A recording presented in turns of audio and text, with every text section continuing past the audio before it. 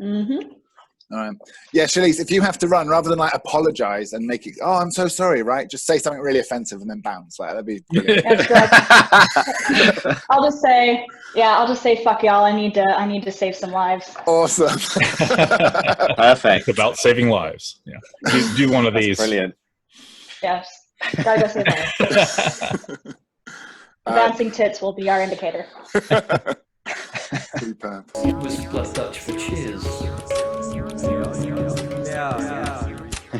Welcome to Beyond Binary Thinking, because the world is often filled with far too many rich and nuanced perspectives to always pick a side. We're doing a deep dive on various religions, and today is definitely one of the more maligned and politically active religions I've been interested in a while. So, Chalice and Kim, welcome, and thanks so much for joining us. Let's use this conversation. Let's use this conversation as an opportunity to understand more about the Satanic Temple and yourselves as individuals. So please go ahead and introduce yourselves. So my name is Shirley Blythe. I'm one of the senior members of the Satanic Temple's International Council. And I'm Kim LaRoux, and same, part of the International Council. We're international now, right? Yeah. I actually have been since the beginning, which is a misnomer. Anyway, I was going to say you're the super senior. So before we get too much into work, tell us something about yourselves personally as individuals. What's something you'd love to do but don't have enough time for? Netflix and chill. literally anything but work and school and TST. Like literally, if I could do literally anything else, that would be fantastic. Amen to that. I think my problem is I do everything I want, which means I don't get everything done. I just do too many things. But I try to do everything I want to do. I'm the same as you, Kim. I'm always starting projects and struggling to finish them. Yeah. I mean, you got drawing things, you got drums, you got everything. All the toys. Jack of many trades, yeah. So moving on then to the TST. So what's something that most people don't know about the Satanic Temple? That we're an actual religious organization and activists second. Very, very true. That I would agree with that one. And a lot of people have their base assumptions about Satanism, and that we worship the devil and eat babies, and we only eat babies on Thursday nights. So. Yeah. Only on Thursdays. Only on Thursday at dusk. Only on Thursday at dusk. That's very important. Mm-hmm. So I was talking to a friend about you guys, and his feedback was that you would be disappointingly boring. He said you guys were far too vegan to drink blood, and you're more likely to be Dungeons and Dragons LARPing virgins than be sacrificing virgins. Well, let's see. Maybe partially true, but we can get into it a bit. I was gonna say there's some half truth to that, but we will let you guys determine which part's true and which part's not. Which part's not. I'm sorry, guys, but if you're going to go international, you have to understand this is how British people show love and respect. Just a bit of right off the back. We ain't afraid of you. Ah. I think. So yeah, go for it, man. Go on, Grace. Well, I think some of the some of the criticism reminds me of what I've heard about Extinction Rebellion, where people are like, either they're morbid and they're scary and they're a death cult, or they're just like silly and attention seeking, and that's what people said about Extinction Rebellion, and I feel it's similar to you guys. Like, you can't really win. There's not really much point listening to the critics, right? Well, I mean, I think to keep ourselves out of the echo chamber and not be too silly. I mean, listening to the critics can be, but there's this difference between just the professional critics and then the constructive criticism. So, it's really hard when you're dealing with a religion that has been completely misunderstood since its inception, and also because we are a different iteration. We are kind of an evolved practice of Satanism that others haven't seen before, especially with like the Church of Satan.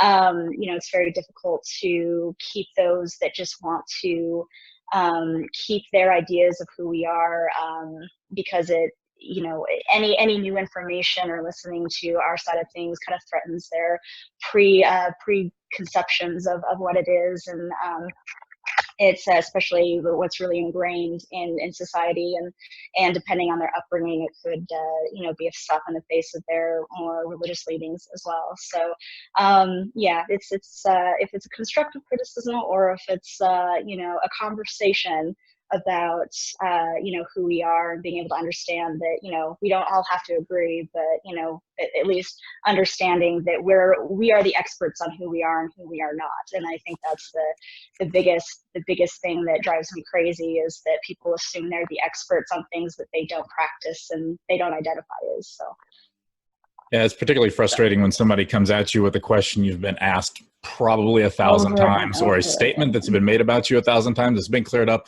You have a fact page, we have websites, we have interviews, we have, you know, how much source material is out there that tells them that they're just blatantly wrong, but they're going to ignore that, or not even bother to read it and make their preconceptions and just try to hit us with that. And after you've dealt with it, you know, I say, like I said, around 1,000 times, and probably literally around 1,000 times or more, you know, you don't discount that, but you recognize that type of input as, you know, sort of useless. Fair enough. That's fascinating. Yeah, go for it, man. I was just going to say, before we get too deep into it, I was probably one of those people who had preconceptions about a week ago. I just assumed that, well, you know, there's probably not different versions of Satanism, and, you know, you're the guys who just go around and do what they want, right? And then Chris pointed me to that documentary, Hail Satan, which explains a bit more about your organization and what you do and your stance and everything. So could you explain from the very beginning, and just clear up a few misconceptions for some of our listeners who might not have heard about you, or might for have the these kind of 1,001st radical time. for the 1,001st time. Could you give us like a super brief summary of your organization and where you're coming from and what you're aiming for, kind of thing? You go ahead, Kim. Okay. I really think that it's important to point out that we are religion first. We are an actual official religion recognized by the United States government. How often do you hear about a new religion coming along? You know, I mean, really, this is a milestone.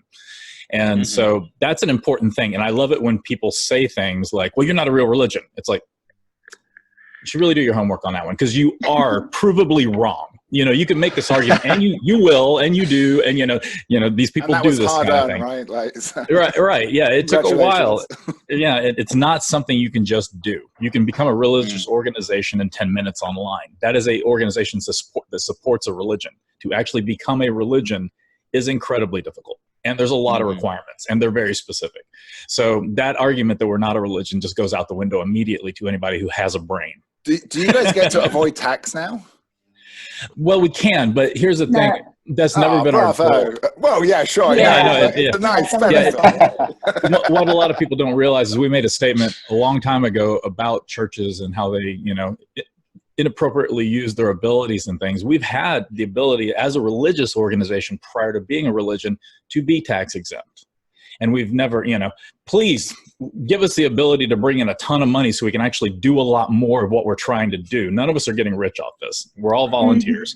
You know, it is one of those things where if people want to talk to us about misappropriating money, I will laugh in their face and invite them to come over and see what this is like. You know, we're trying to do the most good we can with very, very, very little resources. And we're doing a lot of good. And it feels good to, you know, to do these things. And that's why we do it.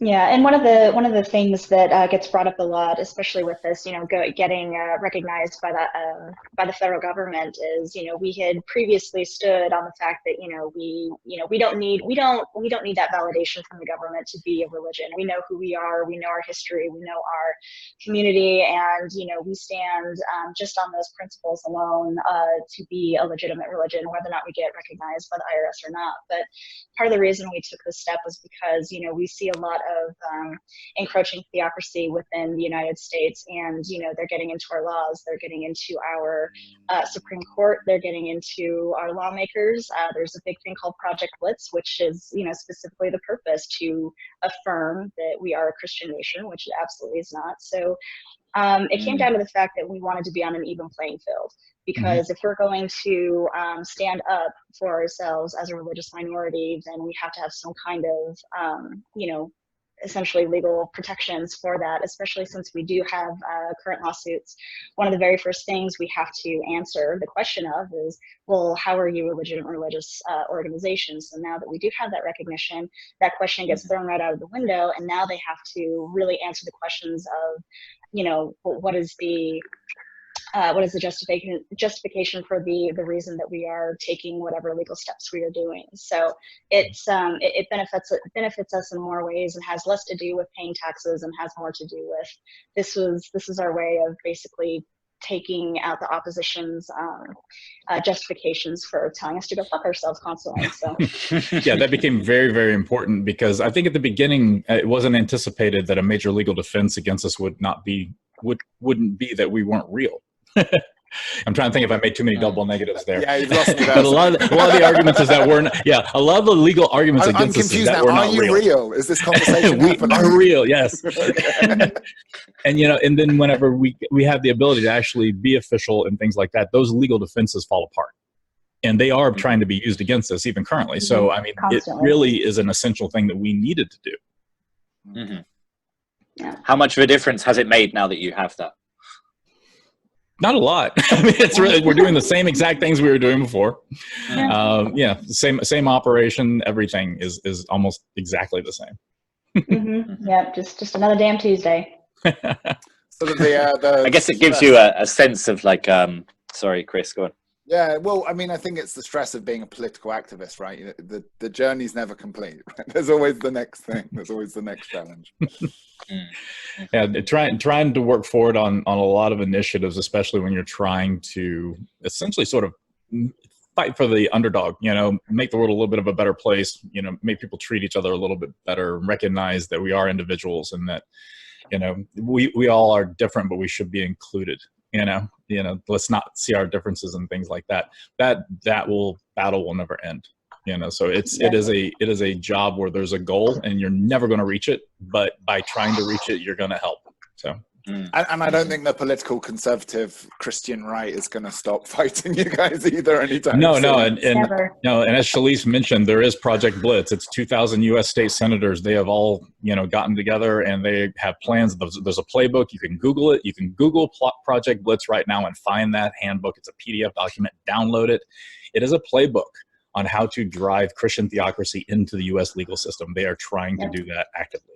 And I was reading the concept of, is it the 7 mountains? It's part of the same thing. So it's not just about politics and legal, but they want to be in like entertainment and media and family and every aspect of like life in America. They want to not even like have more power, like completely dominate the conversation. Yep. Yes. Good luck with that. It's insidious is what it is. It's insidious. Yeah. You know, it is, you are going to believe what I think you should believe. And the scary argument behind that is the justification is well, you know, I'm going to make sure you go to heaven. I'm doing this for your own good. So I know, sorry, go for it, Shirley. Oh, I was just agreeing. Okay, fine. So I know Kim was raised as a Southern Christian fundamentalist. Is that true? Like for both of you have a religious background? My parents were Christian. They were more Baptist and then more Methodist. So I wouldn't call them fundamentalists.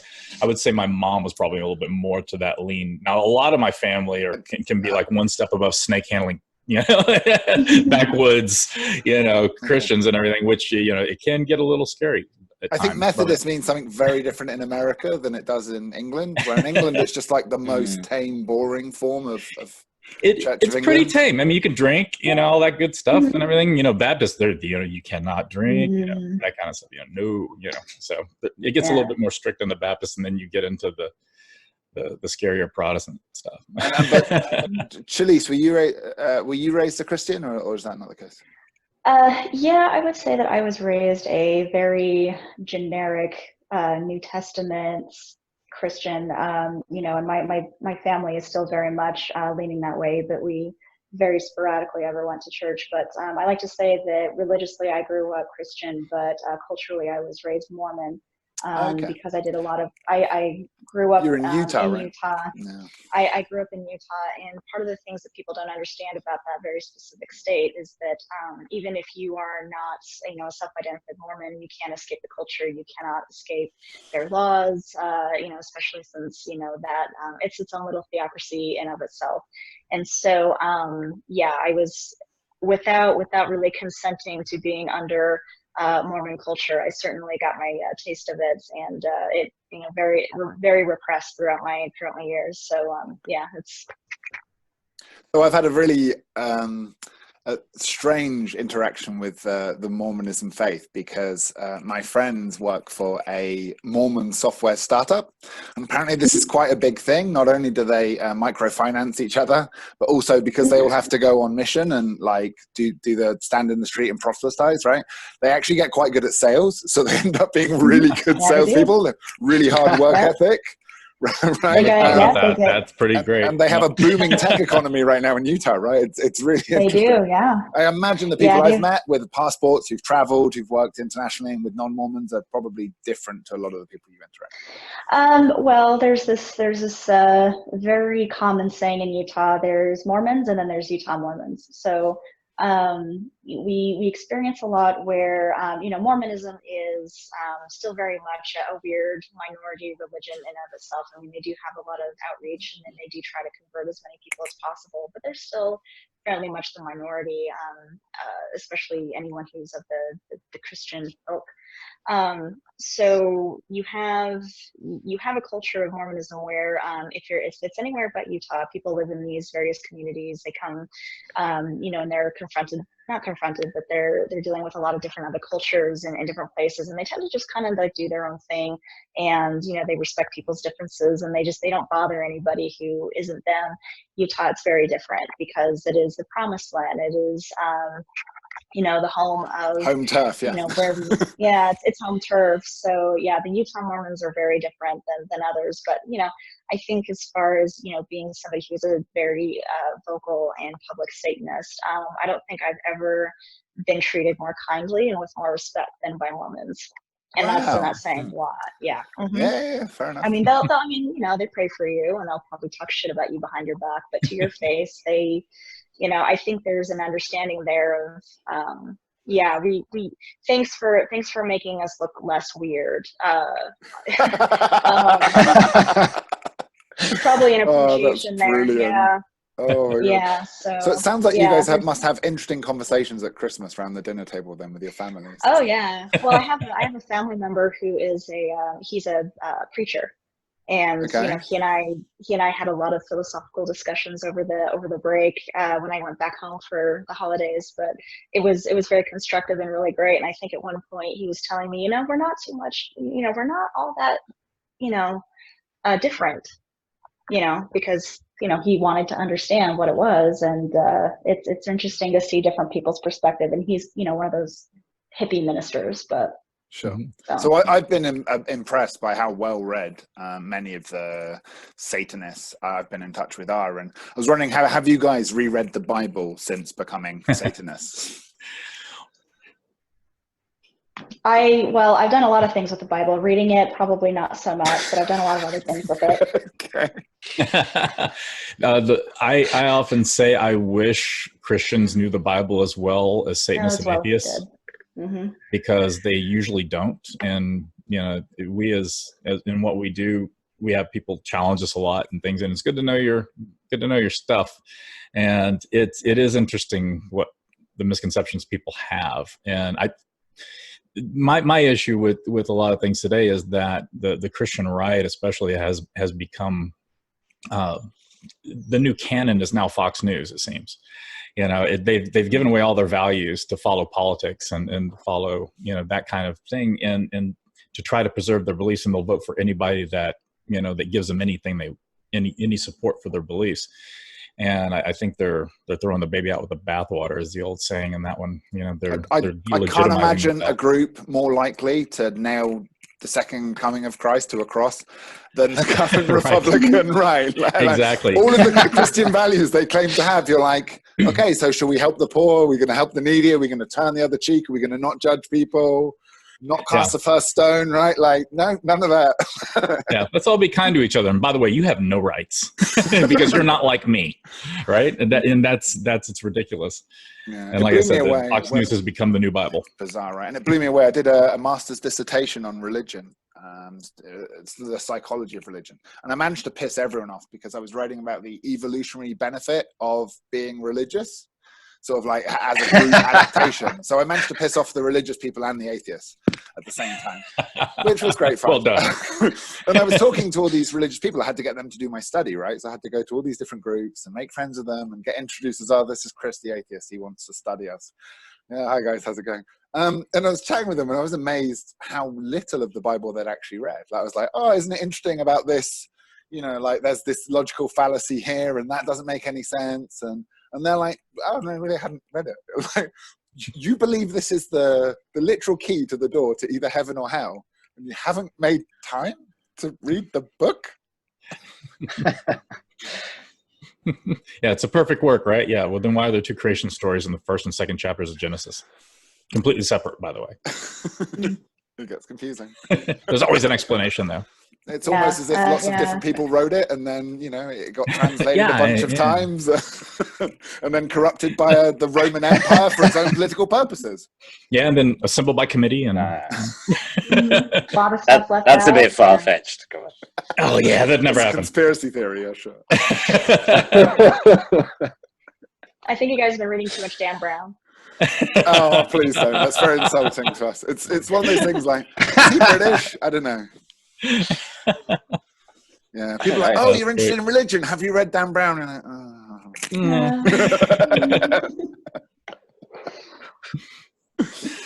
So the other thing I've been really impressed with is the tenants. And again, I'm sure you've gone over them like 5,000 times. So I'll just put a link below in the show notes for everyone to read. But I really liked Tenant 5. That says we should take care never to distort scientific facts to fit our beliefs. And I think there's a humility there, right? But there's also an awareness of how primed people are, this instinct to believe in things. Yeah, well, I mean, one of the things we always like to do is we talk about, you know, evolving our worldview and never have anything set in stone, because, you know, anybody who's even worked in like the science field knows that, you know, our understanding of the world is very, it evolves, and it is subject to revision. And, you know, I feel like we, you know, the reason why that tenet is so important is that, you know, a lot of the times we see these other religions, like, you know, we take the Church of Satan, for example, very much a product of its time, based off of what, you know, we understood about the world back in the 1960s and what was considered to be satanic in the 1960s. But, you know, as we grow, as we evolve, as we understand our world better, as we, you know, whether that's scientific discovery or as our cultures evolve, we should evolve with it and not have everything set in stone. And that's a lot of the problem we see with other religions, is that they're basing their ideals and they're basing a lot of how they view the world based off of people that, you know, wrote these things that didn't understand the world at all, or, you know, couldn't conceive of anything different because they didn't have the technology or the ability to understand certain things. So, you know, as we are evolving creatures, we should also, you know, be open to the fact that sometimes, you know,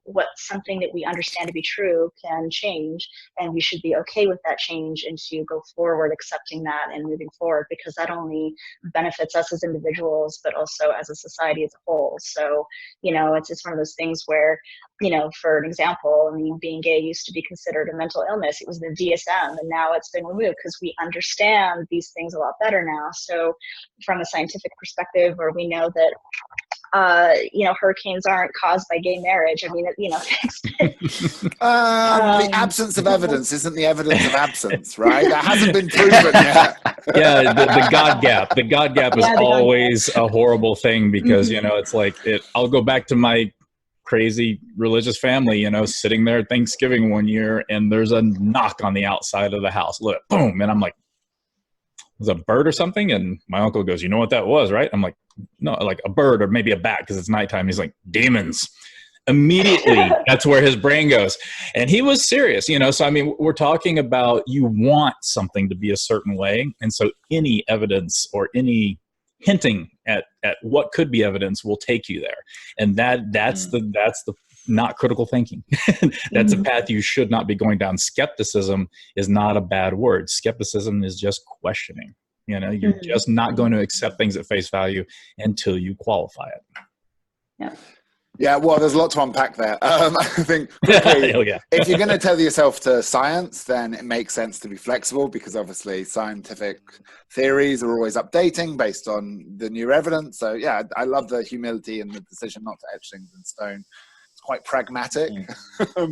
But I found what's interesting, to be fair to, and you did say the majority of the religious, I think that's a fair analysis. But for example, like, you know, certain Jesuit priests or Hebrew scholars, there are certain religious traditions where they do debate things and they do adjust and they have arguments. I mean, you know, let's be honest, like the Catholic Church is pretty slow to change. You know, like in about 50 years, they'll realize that maybe it's okay for Africans to use condoms.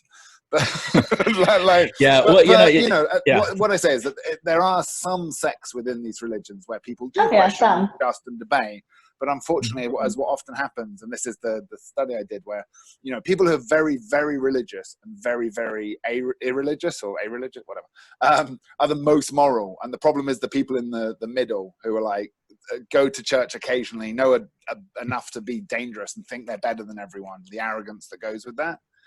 And obviously that's the majority of people, the main part of the bell curve. And they're the ones that are in our government and write our laws. And it's, whenever you're talking about different types of people who are religious, we're not against Christians at all. You know, I have a friend who's a Catholic priest. You know, I mean, I've known some Jesuit priests and things, and they were very intelligent, very, very nice people, and very smart. And they had their beliefs, and they were also able to study other areas of the world. And that, you know, was one of their things to do. And very, very fascinating and interesting people. It is I think I've been careful to say when I've said anything about religion to say the Christian right, and then my crazy family, who are part of the Christian right, basically. So there's a qualifier there that not everybody that's religious or Christian or of any religion is a zealot or is somebody who wants to force their beliefs on others. That's the issue. It's when you want to force your beliefs on others. You guys have a bigger share of that in America, though. I mean, other than some strange parts of Africa, you guys seem to have a lot of weird Puritans. And I think there's this, I went to an American school, and there's this American creation myth that, you know, people in Europe were being religiously persecuted, so they went to America, the land of the free. Right? And I think a more realistic history is that the Puritans used to be in power, and when they were breaking stained glass windows in churches and trying to get Shakespeare plays banned. And then when they lost that power, they got pissed off and went to America, where they were free to judge and start witch hunts. Yeah. People wonder why we're so uptight. Thanks for taking them off our hands, guys. Like, really. And that is what we call white culture. And you know, kind of to Kim's point about, you know, not being, you know, anti-Christian, like Satanism does not exist to be, you know, anti-Christian. You know, there's a lot of misconceptions. We do have a lot of people that come out, you know, out of their religious upbringing, mostly Christian, but, you know, some others. And, you know, they hold a lot of, you know, anger, resentment, because of that experience, because it's very oppressive. And part of being a Satanist is, you know, being against oppressive force and to, you know, feel liberated from that which is, you know, holding you down. And you wouldn't leave if you didn't feel strongly about it, right? So. Right. And, you know, it's, you know, everyone's experience is different, and they come into Satanism for their own means and for their own reasons, and you know, combined with, you know, their own views of the world. But we don't solely exist to be anti-Christian, anti-anything else. It's, you know, this is an embrace of who we are, of who we are and the things that we stand up against, but not just this one thing. You know, there's a lot of misconception about. If people would listen just a little more carefully, they would hear we talk about pluralism not about Satanism. We Right. actually fight for everyone to have the right to believe what they believe, not for us to believe things. We would fight for everybody's right. Right, because when we you know, especially our legal battles, I mean, anything that comes in our favor, it's not just for us, it's for everybody. Anybody could be applicable to, you know, our stance for plurality and our fight for that, to maintain that, because, you know, what we're fighting against is the theocracy there, right? Is against only one having a voice.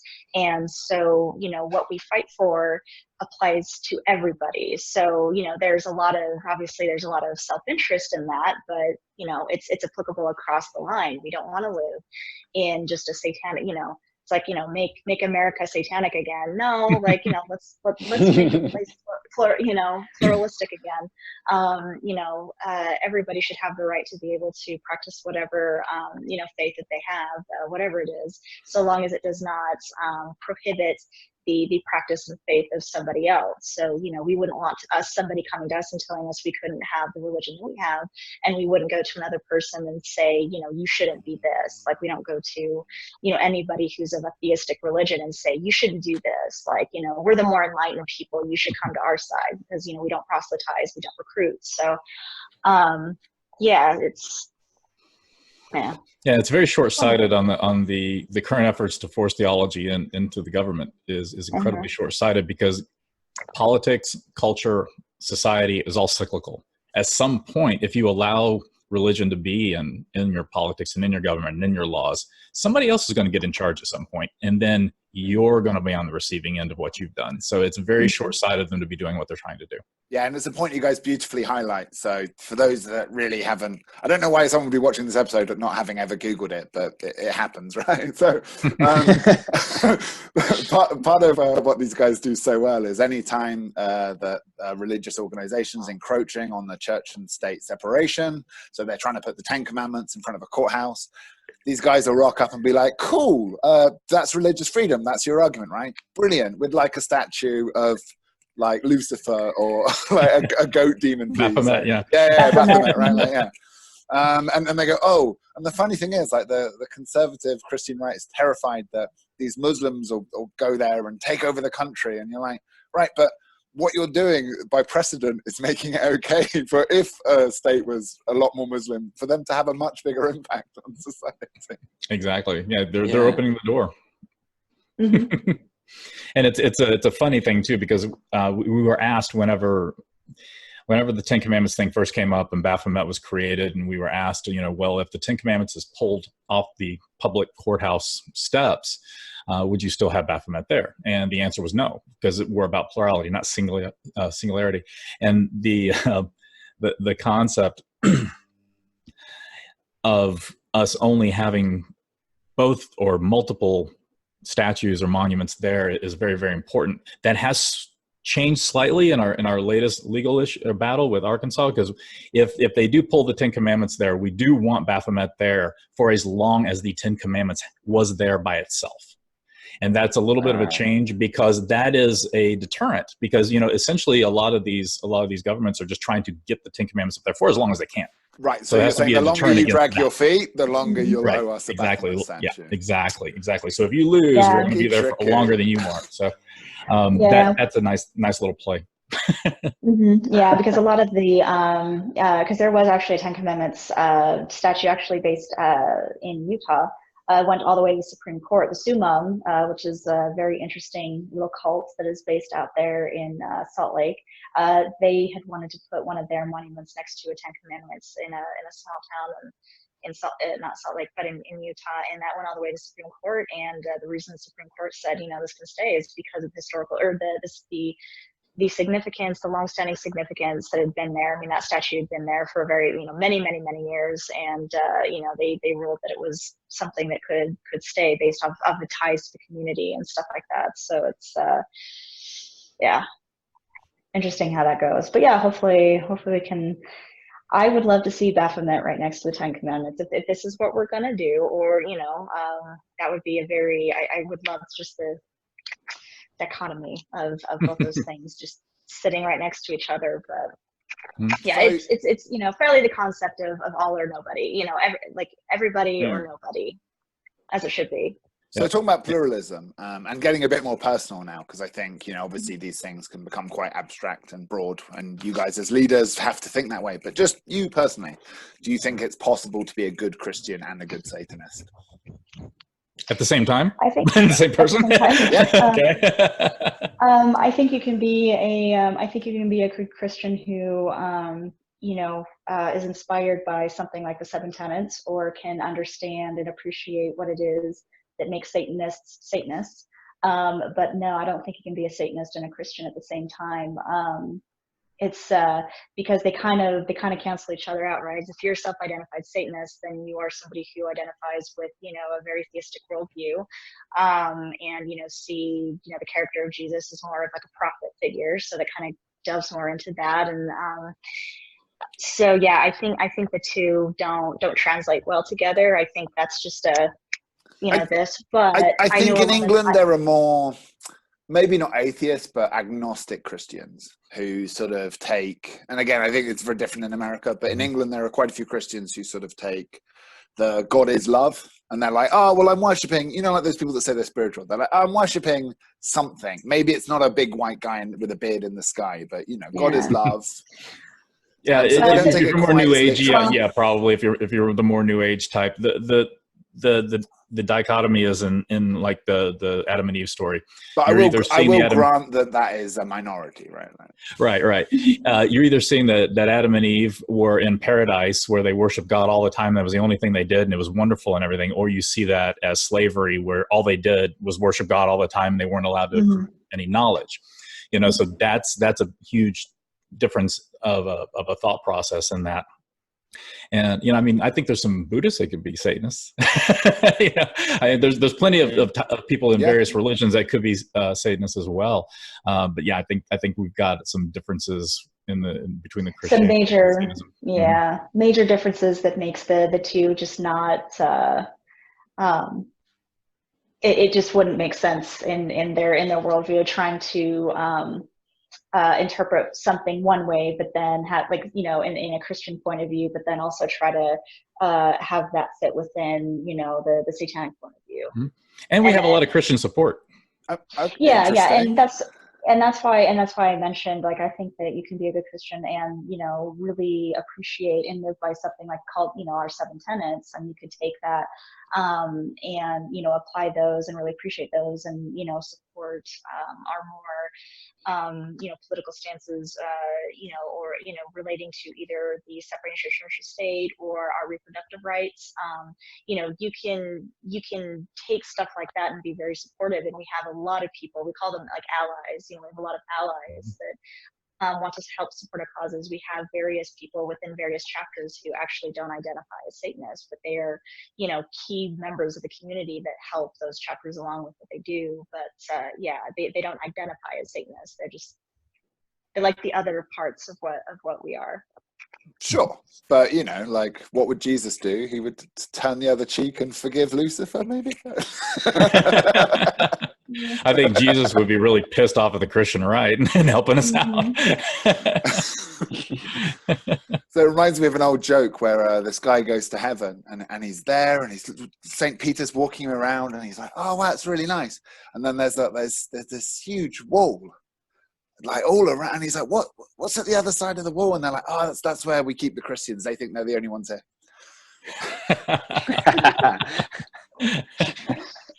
Good one. So how do you guys personally feel on the sort of the take on atheism versus agnosticism? I don't know. That's agnosticism then. I guess. I mean, you know, there at a certain point, you know, I'm a scientist at heart. I understand that I don't know everything about the world, and you know, I personally don't believe in any higher power, but I also accept that there are things about this world that, you know, I'll never be able to comprehend. But the thing is that I'm totally cool with it. So you know, I think atheism can be as militant as hardcore Christians. You know, there's the potential there for, I know these things, like these things are correct, and I'm going to tell you that this is stupid, this is incorrect, that this is this. So I guess the atheistic, so you know, we're atheistic Satanists. We don't believe in magic or higher power or anything like that, but you know, we also don't say that this is the truest thing. Everyone has to believe what we believe because we know the truth. Everyone else is stupid. Like, you know, I guess that's where the more agnostic part goes into it, because you know, we know what's true for ourselves. And you know, I think atheism tends to take more of a militant stance of you know, being the arbiters of truth. And you know, that can go either way. It can either be a staunch Christian, you know, who's a full arbiter of truth, or it could be an atheist. So yeah, I guess that's all I have to say about that. I don't think I could say anything any better.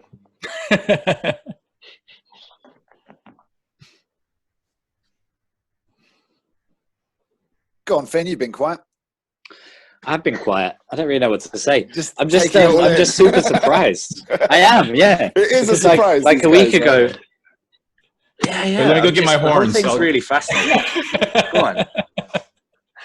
So like a week ago, I thought it was like Satanism was to do with like Anton LaVey, you know, and the historical background. And I thought that the moral code was like, do what you want to do. And then having read the tenets, I've just been kind of blown away by how forward thinking and progressive it is, and it's fascinating, absolutely fascinating. So what about your aims in the future? Like, what are you aiming to do? Because obviously you're politically involved in certain things. Is there like an overarching aim to pay our lawyers? Satanic Temple? Pay our lawyers, yeah. Pay our lawyers. So when I think about the future of CSG, you know, I say pay our lawyers in such, you know, in that way, just because, you know, what we're doing is not cheap, and this is very grassroots. This is all out of our pockets. This isn't, you know, we get donors here and there, and you know, people do donate whenever we do these fundraisers, but lawyers are expensive. These are very big battles. They are battles that could affect us for a very long time. They could set precedents, and whether that's precedents that is in our favor or not, it, you know, obviously it's you know, depends on how the courts decide to rule. But I think in general, like as a religion, you know, I see TST as being just a part of the natural evolution of Satanism. I mean, you mentioned Anton LaVey, and you know, he is the father of modern Satanism. When we think of modern Satanism, like he is the father. Like when it comes to Satanism as an actual religion, I think that's where that started. But you know, LaVey was still very much a product of his time, and he was revolutionary at the time that he created the Church of Satan, and he was coming into his own. And there's a lot to respect there, but there's also a lot that we know for, you know, certain views that are very much are not true anymore. So the thing that I like about our religion is that it can evolve, and that we can look at, you know, Satan being this, you know, this example of being the ultimate rebellion against tyranny, you know, basically taking that general idea, that general figure, and applying that to how we perceive the world. And that can evolve with the times. It doesn't have to stay put. It doesn't have to be just one person's definition. So, you know, like Satanism isn't just what like COS defines Satanism to be. It's not what even what TST defines it to be. We defined it for what we feel is, you know, is correct and what applies to us. But you know, and hopefully we set some really good standards, you know, going forward. But I can definitely see us, you know, going into the future, especially since our ideology, you know, we don't have a Bible, we don't have anything that sets anything in stone outside of, you know, outside of our 7 tenets. I mean, everything else is literature based. We don't have a Bible, we never will. And because of that, I can see us kind of just evolving with the times and staying relevant to self-identified Satanists for a long time. But then, you know, we're going to see as these things do, you know, there's going to be other offshoots. There are going to be other people that come along and redefine and maybe take some inspiration from us, but do their own thing. And you know, that's fine. So I would like us to kind of, you know, really yeah, being able to pay our lawyers, take care of our legal bills, and hopefully, win some of these lawsuits and set good precedents for, what a true pluralistic society should be, and defending our rights as Satanists. But also just being a substantial religious community for those that, feel strongly and, evolve even in our own structure and how TST even does things. Like, there's endless possibilities. Mm-hmm. Yeah, I think that's where we'll evolve a lot going forward, is in the organization, how we operate. Mm-hmm. And as far as paying our attorneys, as Chalice was saying, that is pretty critical, because I mean, we, and your listeners may not be aware of this, but we sue states. It's not a small thing that we're doing. It's pretty big, and we have plans to move forward and keep going and things like that. So that's why it's very, very important to be able to pay those attorneys, because most of them work pro bono, and it's very, very incredibly wonderful of them to do so, but we can't keep doing that forever. So that's that's why we're actually trying to drive funds and things like that, which I can mention fundraisers that we have. If you go to Satanic Temple, if you go to thesatanictemple.org, there's a button to donate on almost every page, and that's so you can find out information about us, and if you're interested, you can try to help. So that what kind of stuff do you do? What kind of stuff do you do to raise funds, like fundraiser ideas? Well, we just had a fundraiser, our first, by the way, our first fundraiser. We always have the ability for people to donate if you go to the satanictemple.org site, but we just did an actual fundraiser as a 3-month fundraiser, and the idea was to take all 11 states in the U.S. that are passing these anti-abortion type laws and hold a rally at one of their capitals. And the way we decided that is we sort of gamified it. We said, hey, if you live near one of these states, then donate through that state through our fundraiser. So each of those states had a button you could push to donate through. And whichever state raises the most money is where we're going to have it. So guess where we're going to be? Chalice, tell them, because I know that's your place.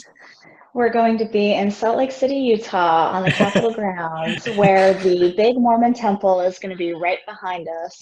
It's going to be wonderful. Amazing. So our next episode is going to be with the Mormons. So I'm look forward to talking to them about it. Yeah, ask them about it. Interested to know what they say. And so everybody knows, if you'd like to come over for the rally, it is at the end of April. We have not released the date yet. We're still tightening everything up, but it is at the end of April. So if you're able to travel to Utah near the end of April, please come. We'll have a great time. It's going to be a lot of fun, actually. Yep, it's going to be absolutely fantastic. And, being somebody who's from there and having had the predominant religion of the state consistently interfering with me and my personal decisions and those of others like me, it's going to be amazing to stand up there and tell Governor Herbert to go fuck himself.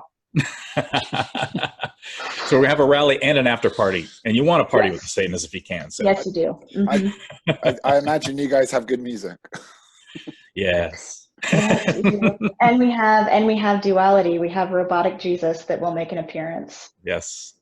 And you got those record players that play records in reverse, right? The hidden messages. No. And hell only exists for people that keep playing good records in reverse.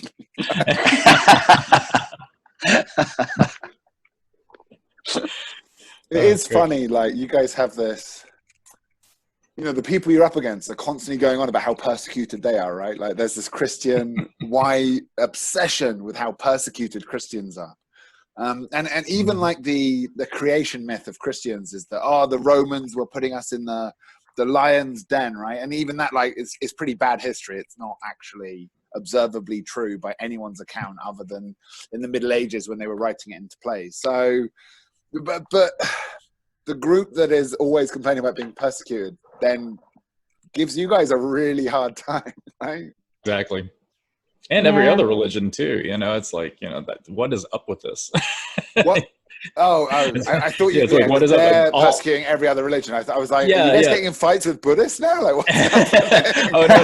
Yeah, and like all the politicians, and God helped me, and all this, they're all, not all Christian, but so the vast majority of them are, or at least they're playing the tune that the Christians want to hear so they can get reelected. Which this is what the right does as well. They play this. They say, we shouldn't talk about identity politics and we shouldn't play the victim card. You're like, but you're constantly doing that. Like, you're constantly acting persecuted while in power. You're standing in the Senate complaining about being persecuted. Like, what?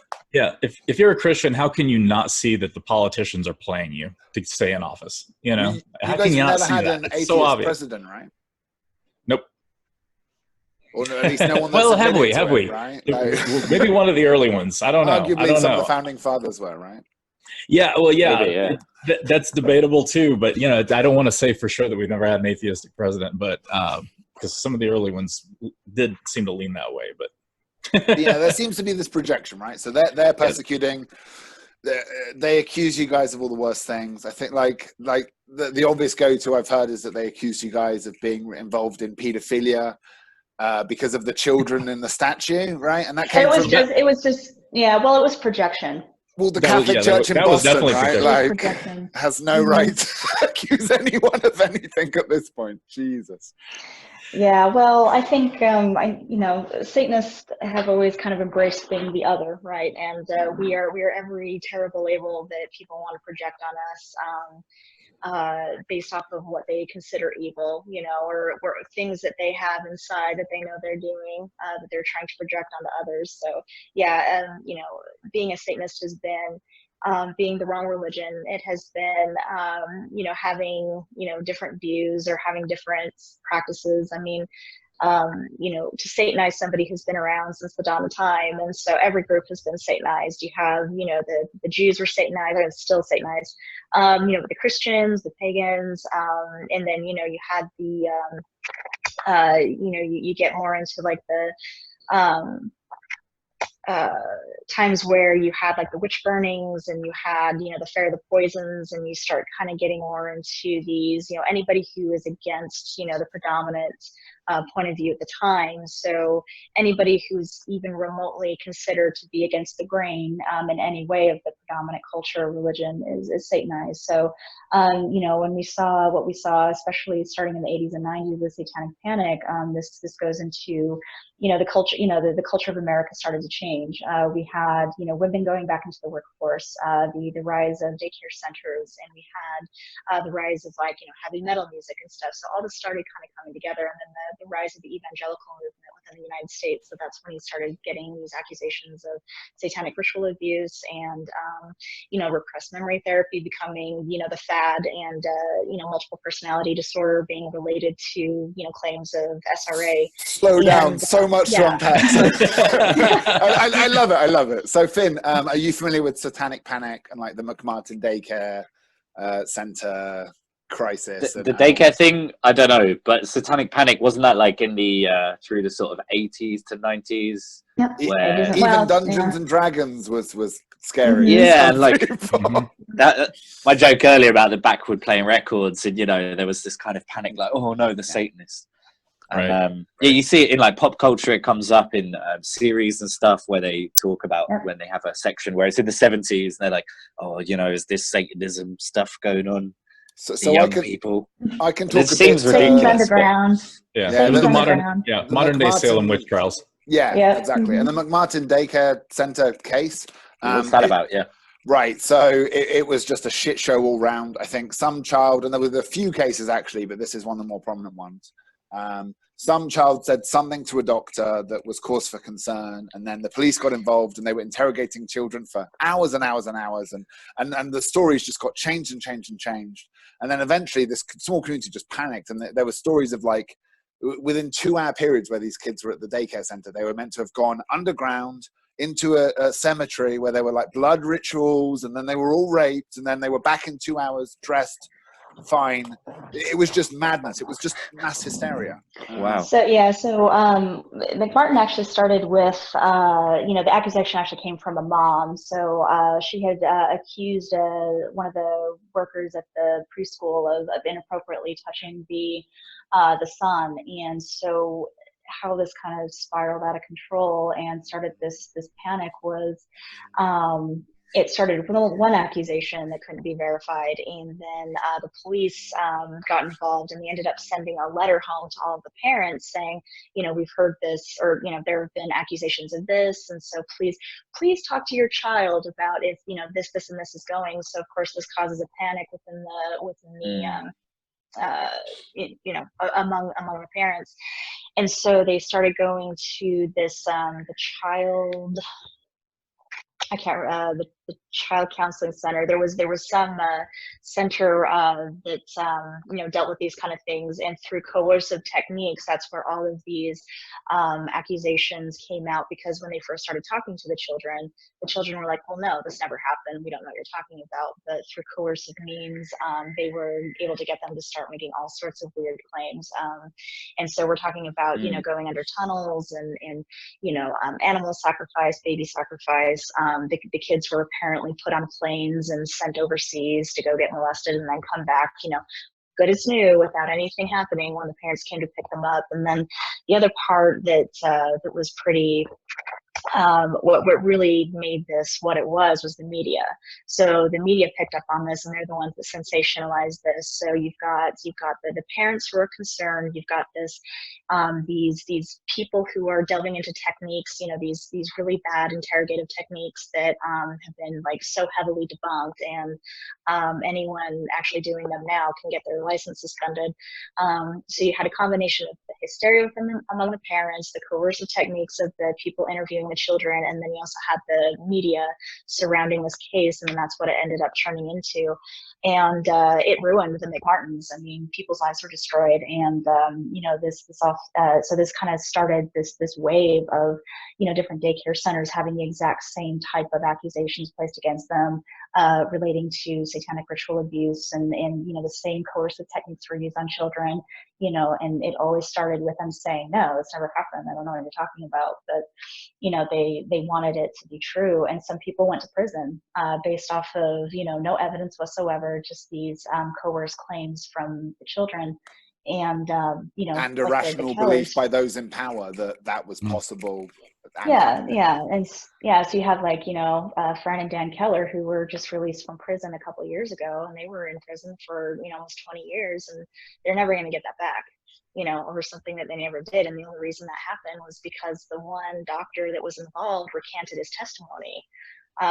So it's and it's still very much alive today. We have you know, Yeah, people in prison now. Are there people still in prison? There are still people in prison now. Mm-hmm. Yeah, well, the danger of it today is the fact that it's sort of evolved now, because now it's evolved into the part where you have people who can be delusional, people who believe that their children are being, you know, molested by satanic cults for some reason, and then when they go to a legitimate medical health professional, that person tries to help them and bring them back to reality. But there's a group of medical health professionals that essentially have created a funnel that if you go to their website and everything, they eventually tell you, I believe you. I'm the only one that believes you. And they make you a client for life, and they help these delusions persist. And that is incredibly dangerous. Wow, that's insane. Yeah, and as I had kind of suggested to you guys before, we do have our Grey Faction campaign that deals with, you know, pseudoscience within the mental health field. And I would highly suggest you guys reach out to our director, Evan Anderson, for a chat, because the subject has, I mean, it could be an episode all its own. I think it should be. Yeah, we will, for sure. Yeah, and it's really interesting, and I love the work you guys are doing. I think it's fantastic. Mm-hmm. American psychology, as with most healthcare, is a bit of a shit show, and part of the problem is that there's a for-profit model in there. So there's never like, I'm seeing this thing, and you're like, okay, like that's normal, that's a bit of stress, you should just relax. It would not be advice. Yeah, well, some of the biggest, some of the worst offenders, especially back in the 80s and 90s, I mean, they were, you know, admitting these people. So somebody would come in for, you know, like, you know, anxiety, depression, and then they'd come out with a diagnosis of, you know, MPD, multiple personality disorder, which is now called dissociative identity disorder. And they would be put on these meds, and they would be subject to this repressed memory therapy. And those doctors, and then this is where like claims of satanic ritual abuse would come out, you know, coerced by those doctors. But those are very expensive treatments, and you know, if the person had insurance, they could be milking that insurance money for a long time, so it's very profitable. So there was a big string of that was going on, and some of these people are still in practice. They still treat patients. But recently we were actually able to get one of them to relinquish their license through our efforts and through an investigation into their practices and their craziness. Her name's Allison Miller, and through our efforts, she now is not licensed to practice and do anything, give seminars, treat patients, anything like that. So that was a very nice win. Mm-hmm. Fuck, good. I mean, is amen offensive to say to a Satanist? We'll take what we can get right now because we're not getting a lot. No, I love it. Yeah, keep up the good work, guys. Intent matters, right? So whatever your intent is behind that as well. Well, and anyone watching that respects that, at least consider donating, because honestly, you guys are doing a lot of good work. Like when I first, and I think this is a common misconception with you guys, is that you're trolling. And in some ways you are. I think what you do incredibly well is you turn the media's bias and their predictability against itself. You're very good at judo flipping that predictability, right? I like to say we have fun. We're serious, but we have fun. We're allowed to have fun. We get to do what we want, but we still have our serious goals. Well, that's good marketing, right? You can't be dour and go, here's my 40-page speech. Right, exactly. You've got to play the game, right? Mm-hmm. I was wondering, do you ever think sort of it puts you at a disadvantage though? I mean, the argument would be that sort of the blasphemy and announcing yourselves as Satanists, do you think that ever does you more of a disservice, makes it harder to reach a larger audience than if you were just, called free thinkers or something less exciting? Well, no, I mean, we are Satanists and we are unapologetic about being such. And so, and we honestly don't care about being palatable to those who want to be reactionary and not take the time to hear the words that are coming out of our mouths. So, being blasphemous, being, self-identifying as Satanists and embracing that, we're just being true to ourselves. And, whether or not that upsets people, it should, and whether or not they take that sincerely or, take that as a moment of reflection, or they just want to continue on with their biases. I mean, we're not responsible for the actions of other people, just ourselves, but there's definitely a power there as well. And I think the fact that we are so unapologetic and we embrace this part of ourselves, when we do have things like, within reproductive rights or separation of church and state, makes people really, question their beliefs in those concepts, because anybody will tell you, they're all about plurality and all about that. But then when it's except for the Satanists, that really shows that hypocrisy there. So we don't have to do anything except for be ourselves and embrace who we are, culturally, religiously. And the land of the free, but not that kind of freedom. Yeah. Exactly. the land of the free for some. And so, the fact that we don't care about being palatable to other people, that there's a lot of power in that. Sure. And I mean, I was being devil's advocate because there's an argument with any politics, right? If only the Democrats could appoint a centrist enough candidate, someone that was boring and grey and bland enough, wouldn't that appeal to more people? And you're like, well, not really.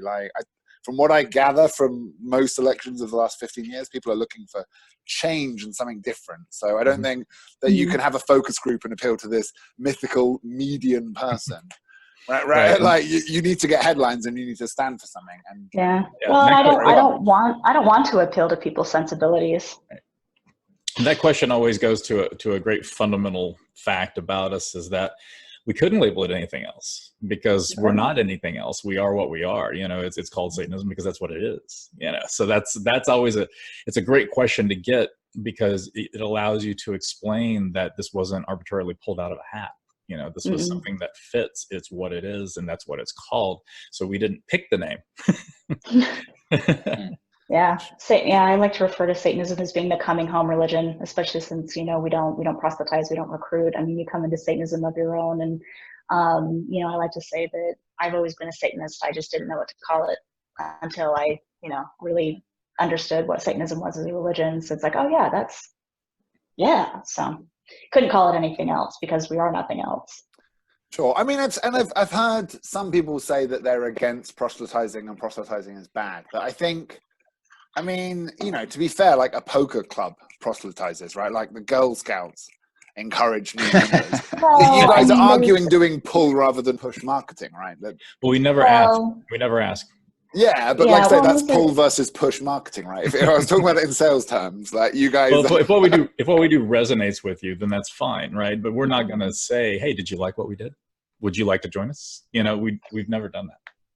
Right. You know, we're very open about who we are. So it's one of those things where we make that information available to people and leave it up to them to decide whether or not that's good. You know, it's good for them and the right fit. But yeah, we never make that conversation the reverse where we tell people this might be right for you. You know, we're not a drug company commercial. Right, or with the Mormons, they're actually given targets, right? Like sales quotas of people they have to do per month. Yeah. Which is interesting. Well, if you really want to get loads of people, you just have to make it an elite club, like what the Russians did with potatoes when they tried to introduce it. First, they tried to give potatoes to everyone, and they were like, we don't want that. And they went, hang on, this isn't working. Now they're fucking drinking them. Yeah. Well, they got like a royal potato patch, and then they paid some guards to like very lightly defend it. So people were like, oh, they've got it, I want it too. You know, so it's like they let people come to it. You know, I wanted to know about what you guys think about like international law, because you talk about America, separation of church and state. It's the same in the UK, but obviously like there's still around 71 countries that still have like blasphemy laws on the books, and obviously there's not the separation of religion and the state in the world. And what's your opinion about that more generally? Well, That's a wide question, obviously. Yeah, well, I mean, you know, we started, I mean, you know, the Satanic Temple is, you know, very much American in that it, you know, was started in America, but, you know, we are branching out. We actually do have a chapter in the UK. We based there, and you know, we also have friends up groups. I mean, we're reaching all over the world, and so as we kind of talked earlier about how the structure and how we operate things on an organizational level with TST, I mean, that's going to absolutely have to be, you know, how these chapters operate and how we handle certain things have to differ based off of those differences. So I would say that, you know, I'm sure we could have a lot of opinions about whether there should, you know, like, you know, should there be blasphemy laws? You know, no, obviously we don't agree with them, but there definitely shouldn't. Yeah, no. Like you shouldn't be sent to prison for offending someone. That's right, absurd. right, and especially you know, for offending a hypothetical man in the sky. Right, that's even worse. But also very sensitive. well, and that goes, and you know, and he needs so many people to stand up for him. Talk about snowflake. Yeah, and that goes against one of our fundamental tenets of, you know, the freedom to offend. So, yeah, I would say that, you know, as we expand, you know, across the globe, you know, we definitely have to be conscientious of, you know, those differences. But, you know, I would hope that there are certain ways that we can fight against them if need be, especially if it keeps us from being able to practice openly. One of the wonderful things is that we now have a presence either of a chapter, which is one of our official chapters, or Friends of Group, which is the stepping stone to becoming a chapter for groups that are interested. And we either have a chapter or Friends of Group in all 50 states in the United States, most of the provinces in Canada, multiple European cities or countries now, and we're now looking in South, or not looking in South America, but we have people contacting us from South America where some of the laws have loosened up a little bit. And we have to be very careful with that too. You know, we can't have a chapter in a country that has a blasphemy law, because I mean, that is a danger to those people, and we're not going to do that.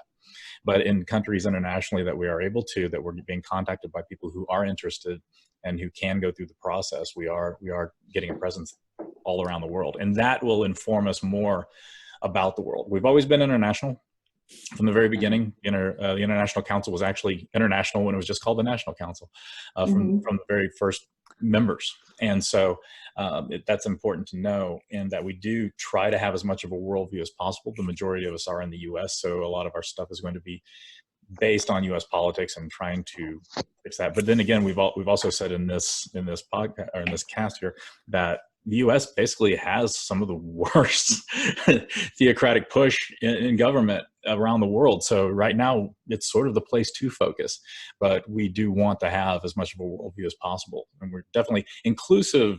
We are probably the most inclusive organization I've ever seen. You know, it is about, you know, if you believe our beliefs and it doesn't matter who you are, what you are, you know, how you feel about yourself, how you feel about others, as long as you have our beliefs, you know, politics, you know, you're welcome. You know, I always say that inclusivity is an incredibly important thing, and that leads to diversity. So you trying to be diverse is seeing each other's differences. Trying to be inclusive is seeing each other as the same, and that you're all equal and things like that. And that's what leads to diversity as a condition. And so we want to be as diverse as possible, but we want to do so by being inclusive. Awesome. Out of interest, are you guys in any countries where the majority religion isn't Christianity? Are we? Well, I mean, we have one in the UK, and that's what, the Church of England, right? Yeah. Most people put Jedi on the last census, so. It wasn't. It wasn't seriously, wasn't it? Well, a significant minority. It was enough to make it a religion. It was enough to it's now registered. You know this? It's accepted as an official religion. So that's about how seriously we take religion. It sounds much easier in the UK than the US to get. But actually, that was before the prequels, so I don't know. Maybe people feel differently now. Yeah, I'm trying to think if we actually, you know what? I think that's probably the most offensive thing we've said all podcast. Will be that, and we'll have like furious Star Wars fans contacting us. Yeah. Oh, you did not insult the prequels. Prequels are great, just so we got balance. I like episode 1, so. Yeah, you're right. I'm too polite to tell you what I think of you now. So. That's blasphemy. You should be arrested for that opinion. Well, come get, bitch. I'll just say, I just wanted to see Luke do something. Something. Just something. Anyway.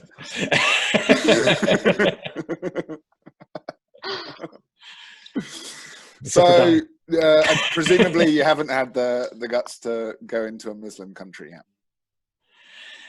Well, I don't think it's having the guts to it. I mean, we avoid countries where people would die if they, you know, they talked about being a Satanist. Wow. We've entirely avoided Africa for the same reasoning. There's just too many things and too many dangers, and we don't want someone to be harmed by being associated with us. Yeah.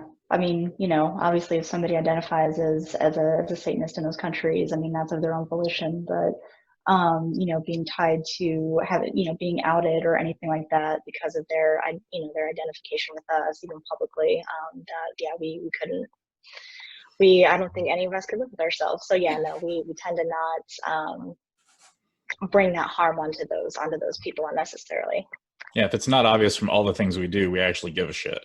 We care, you know, this is something we care about people. We care about, you know, every people's lives and things like that. And I've actually got somebody from Iran that is contacting me on social media, and I didn't know where they were, and they were messaging me, and I'm like, can you like follow me so you don't keep going into my other box when you message me? And he said, well, I'm in Iran. And I'm like, don't follow me, stop messaging me. The guy keeps messaging me, and I'm like, will you stop? You know, I'd love to talk to you, but you know, be careful about this. Yeah, I think a lot of these countries are having their own kind of internal changes and social movements and this kind of thing anyway, right? Mm-hmm. Yeah. So if for example, the blasphemy laws here in Spain is quite interesting. I just looked into it.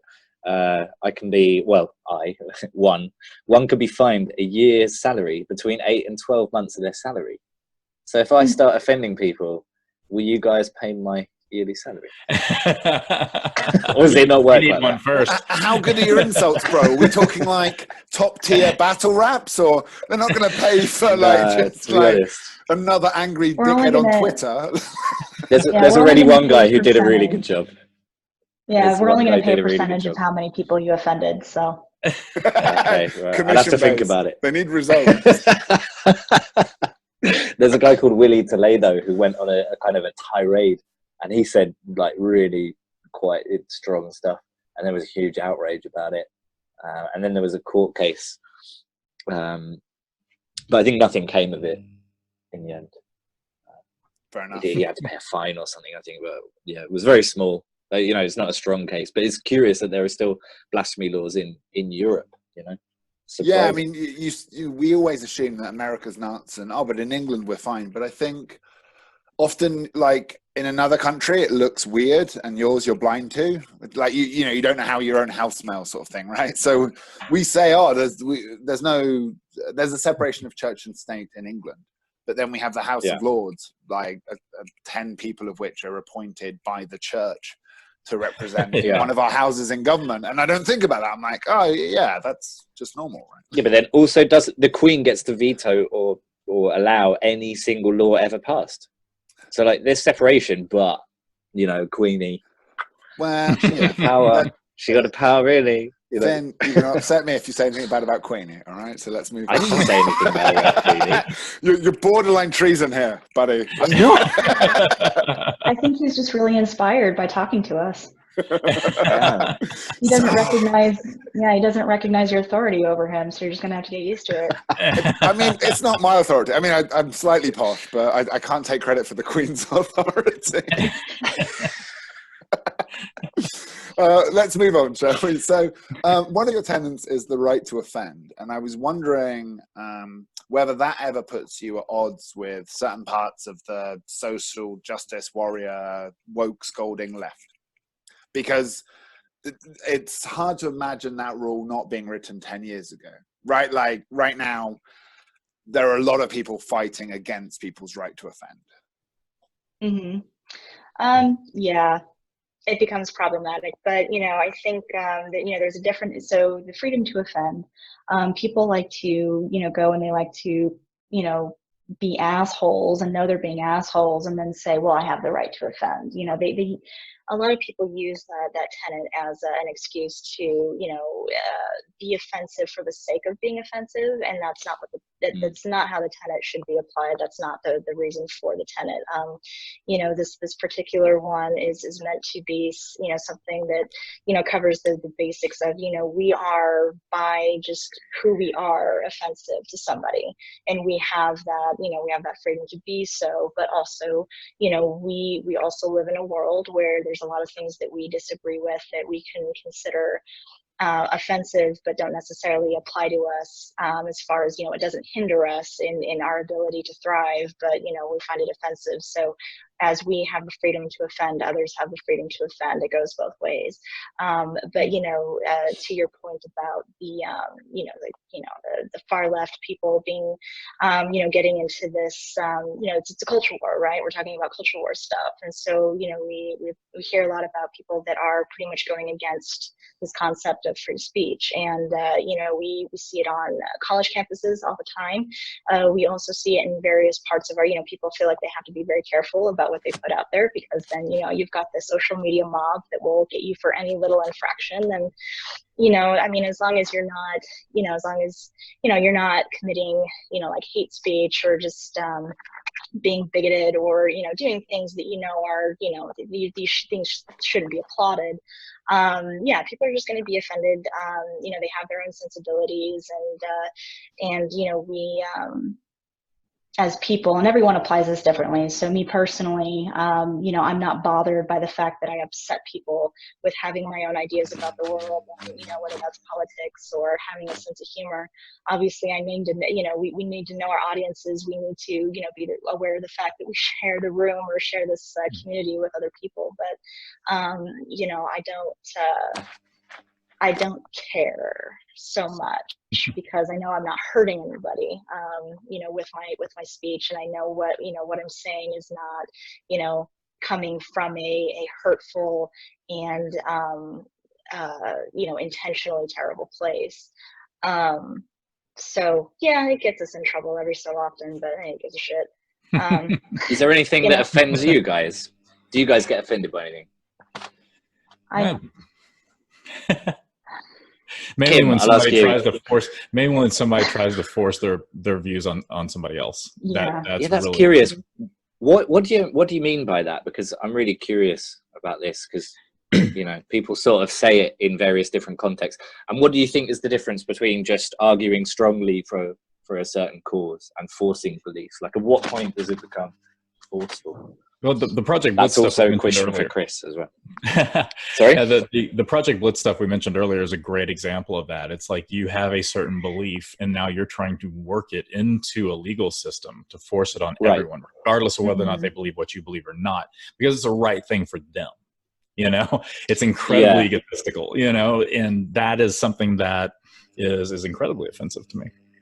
And when we're talking about being offensive as well, to go back to Chris's question, the idea of being offensive is based a lot of times on blasphemy, and that is one of the tools we use.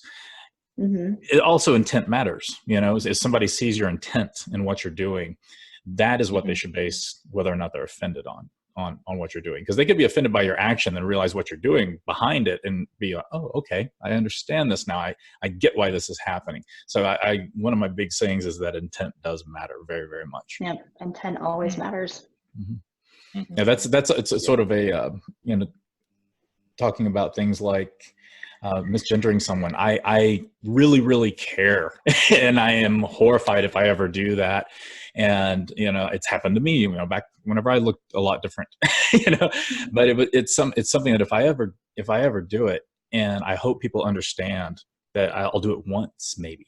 You know, and if you tell me, I'll never do it again. And I'm horribly forgetful, so I might, and I never want to, but I will never purposely ever do it again. You know what I mean?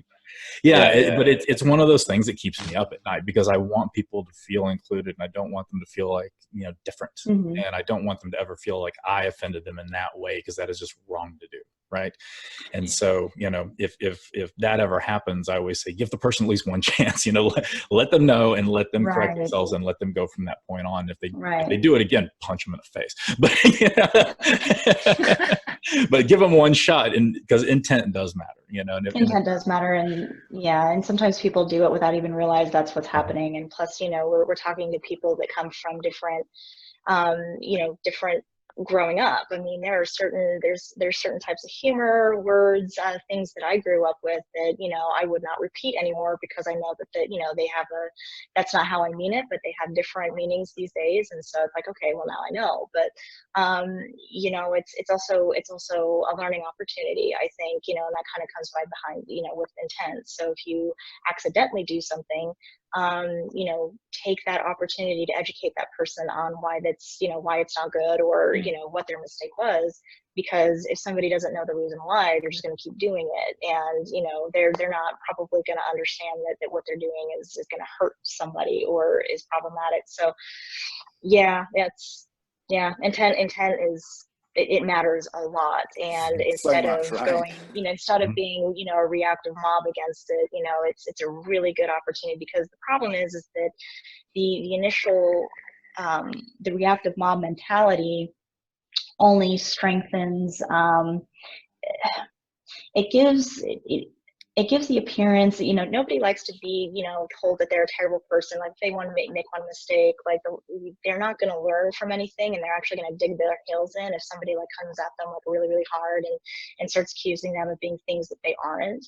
And so, you know, and that's what we see a lot with, you know, what we see mostly on the internet these days. And so, education, like, you know, turn it into an education moment instead of you're terrible, and then that person being like, well, I wanted to be your ally, but now you're just a dick, so I don't want anything to do with you. So, you know, it's counterintuitive. Yeah, the one of the things I'm concerned about is that progressive culture will tear itself apart because of outrage. The non-progressive cultures are very, very much in lockstep. They have their beliefs. It's a religious belief to them. They believe that they're following what is going to be good for them. They're going to go to heaven if they do these things. They're not going to defer from that path. And when somebody comes along as ridiculous as some politicians out there today that claim to be Christian and all the things they've done, they still fall in behind that person, which is insane to me, but they do. And that's what is scary, because meanwhile, the progressive culture is tearing itself apart and nitpicking each other to death. So over here, you've got this very, very organized, very incredibly well-funded, very powerful group. And then you've got a group of progressives that need to get shit together. Yeah, and goal driven, and that's kind of the difference. So what makes like the, you know, the regressive right just, you know, really scary is that, yeah, they have really scary beliefs, but they don't get distracted. They have a goal, and that, you know, they are able to completely, you know, dismiss the noise and not even get swept up in it, and they're able to achieve their goals. And then you have, you know, on the other side of the spectrum, like you said, they're so interested in tearing each other apart that whatever goals they set, they never get met. I mean, it's, you know, I like They're to going use to the lose. analogy. They're going to lose. Yeah, it's like Occupy Wall Street. I mean, you had, you know, you start out with this, you know, one concept, one good idea, but then you had so many voices that were so interested in drowning each other out and tearing each other apart that guess what? Like, guess what happens? Nobody from Occupy Wall Street, you know, was able to have a meeting or, you know, have anything that they wanted taken care of. And then, you know, in that, as that was going on, you've got Tea Party members in our elected positions here in America. So it's just, that mentality is, neither one, you know, one of them works, but in a horrendous way. And then the other one is just like, good intense, but, you know, they're not going to get their shit together. So. It needs to stop being cool to tear somebody down. Yeah. It's just a culture that just needs to stop. Find another way to achieve their goals. So you guys have kind of seen that, and you've gone, let's create something that's more structured in a sense. Because I mean, with the tenets, you have that basic structure, right? And which is strange for Satanism. Yeah, but it seems structure is incredibly strange for Satanism. Yes, it's an individualism thing, and that's one of the things that sets us apart from other satanic religions. And one of the things that I've always said about, you know, COS is that they were intended to be individualistic. They weren't organized, and by purpose. And that there's nothing wrong with that. You know, we tend to be organized. We tend to be doing things, and there's nothing wrong with that either. And the two can live separately, fine. You know, there's nothing wrong with either organization. And it's just, it's one of those things where it is an anomaly to have a satanic organization where there is organization and some guidelines and rules we follow and things like that. But you have to have something like that, some kind of structure to accomplish something. And if you don't, you won't. So it's a necessary thing. What about some of the activities you do? For example, one that I saw in that documentary was the After School Satan Club. And obviously there was quite a big resistance to that, right? Because like, obviously After School Christian Club, no one bats an eyelid, but as soon as it's like a Satan club, you know. So maybe you can explain a little bit. And I'll get my popcorn. I'll just Could you explain like what's it about? What's it about, and what issues did you have with it? So the After School Satan Club is it's an after school club that is dedicated to providing something that complements and contrasts current after school clubs such as the Good News Clubs, which the Good News Clubs are evangelical based clubs that are meant to proselytize and recruit young children, and they won. So, you know, they started, I mean, they've been around for a very long time, since like the 50s or 60s. And so, you know, they started creeping into the schools, and they found that, you know, one of the most effective ways to recruit young minds and to get them into their form of thinking is for them to associate what they're learning with other things that they're learning about the world. So what better way to, you know, think that what is being said in one club is going to be the same as learning math, right? So it's really effective. And so they got denied by the Milford schools based in New York. And I mean, the case went all the way to the Supreme Court. The Supreme Court ruled that the Good News Clubs could function, and it basically opened the floodgates to any type of, because schools are considered to be public forums. So, you know, the argument was that, you know, their First Amendment was being, was being violated. And based on that argument, they won the case. So, so what we have is we have thousands and thousands of these Good News Clubs that are going into these schools. They're oftentimes being led by teachers at those schools. And the things that they are learning are very scary. I mean, they're learning that, you know, these are very fire and brimstone type people. The things that they are learning is that, you know, they're learning about sin, they're learning about hell, they're learning about, you know, any type of sin, and, you know, being away from God is going to, you know, get them in hell. And so, you know, things like, you know, if you disagree with your parents, that's a sin. And how is sin punished? By going to hell. And so only through Jesus can you find any type of salvation. So, and they're allowed to do this. It's a public forum. And so what we have done is we've created this scientific-based program, you know, based off of what we feel to be true about the world. So, you know, we don't teach Satanism in our program. We teach things about, you know, science, critical thinking, you know, learning about the world as it is, and, you know, it complements and contrasts what they're learning in these other ones, and it provides an alternative to parents who, you know, maybe they do rely on that last hour of the day for some kind of daycare or something because they can't get off of work, but they don't want their kids to be in something, you know, that's going to evangelize them and force them to deny what they're learning in the home. And, you know, it gives them an alternative for that. So, yeah, it's, when we first announced it, obviously it made international headlines. It was quite the thing. We applied at 9 different schools, and we were able to get the club in 3. Including in Utah, and so, you know, the kids had a lot of fun. It's a great program. The structure of the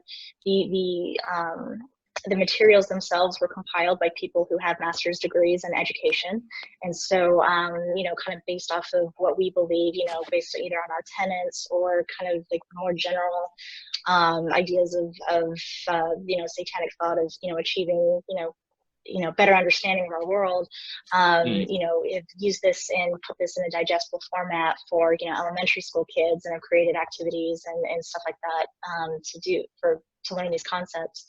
And, you know, obviously teaching them that being themselves is okay, and teaching them some really cool stuff along the way. And, you know, we've got a lot of threats, got a lot of people, that the one school that I was able to get it into in Utah, one of the parents actually, because that school, you know, agreed, well, I mean, they didn't have a choice, but because we were hosting it there, they actually took their child out of that school.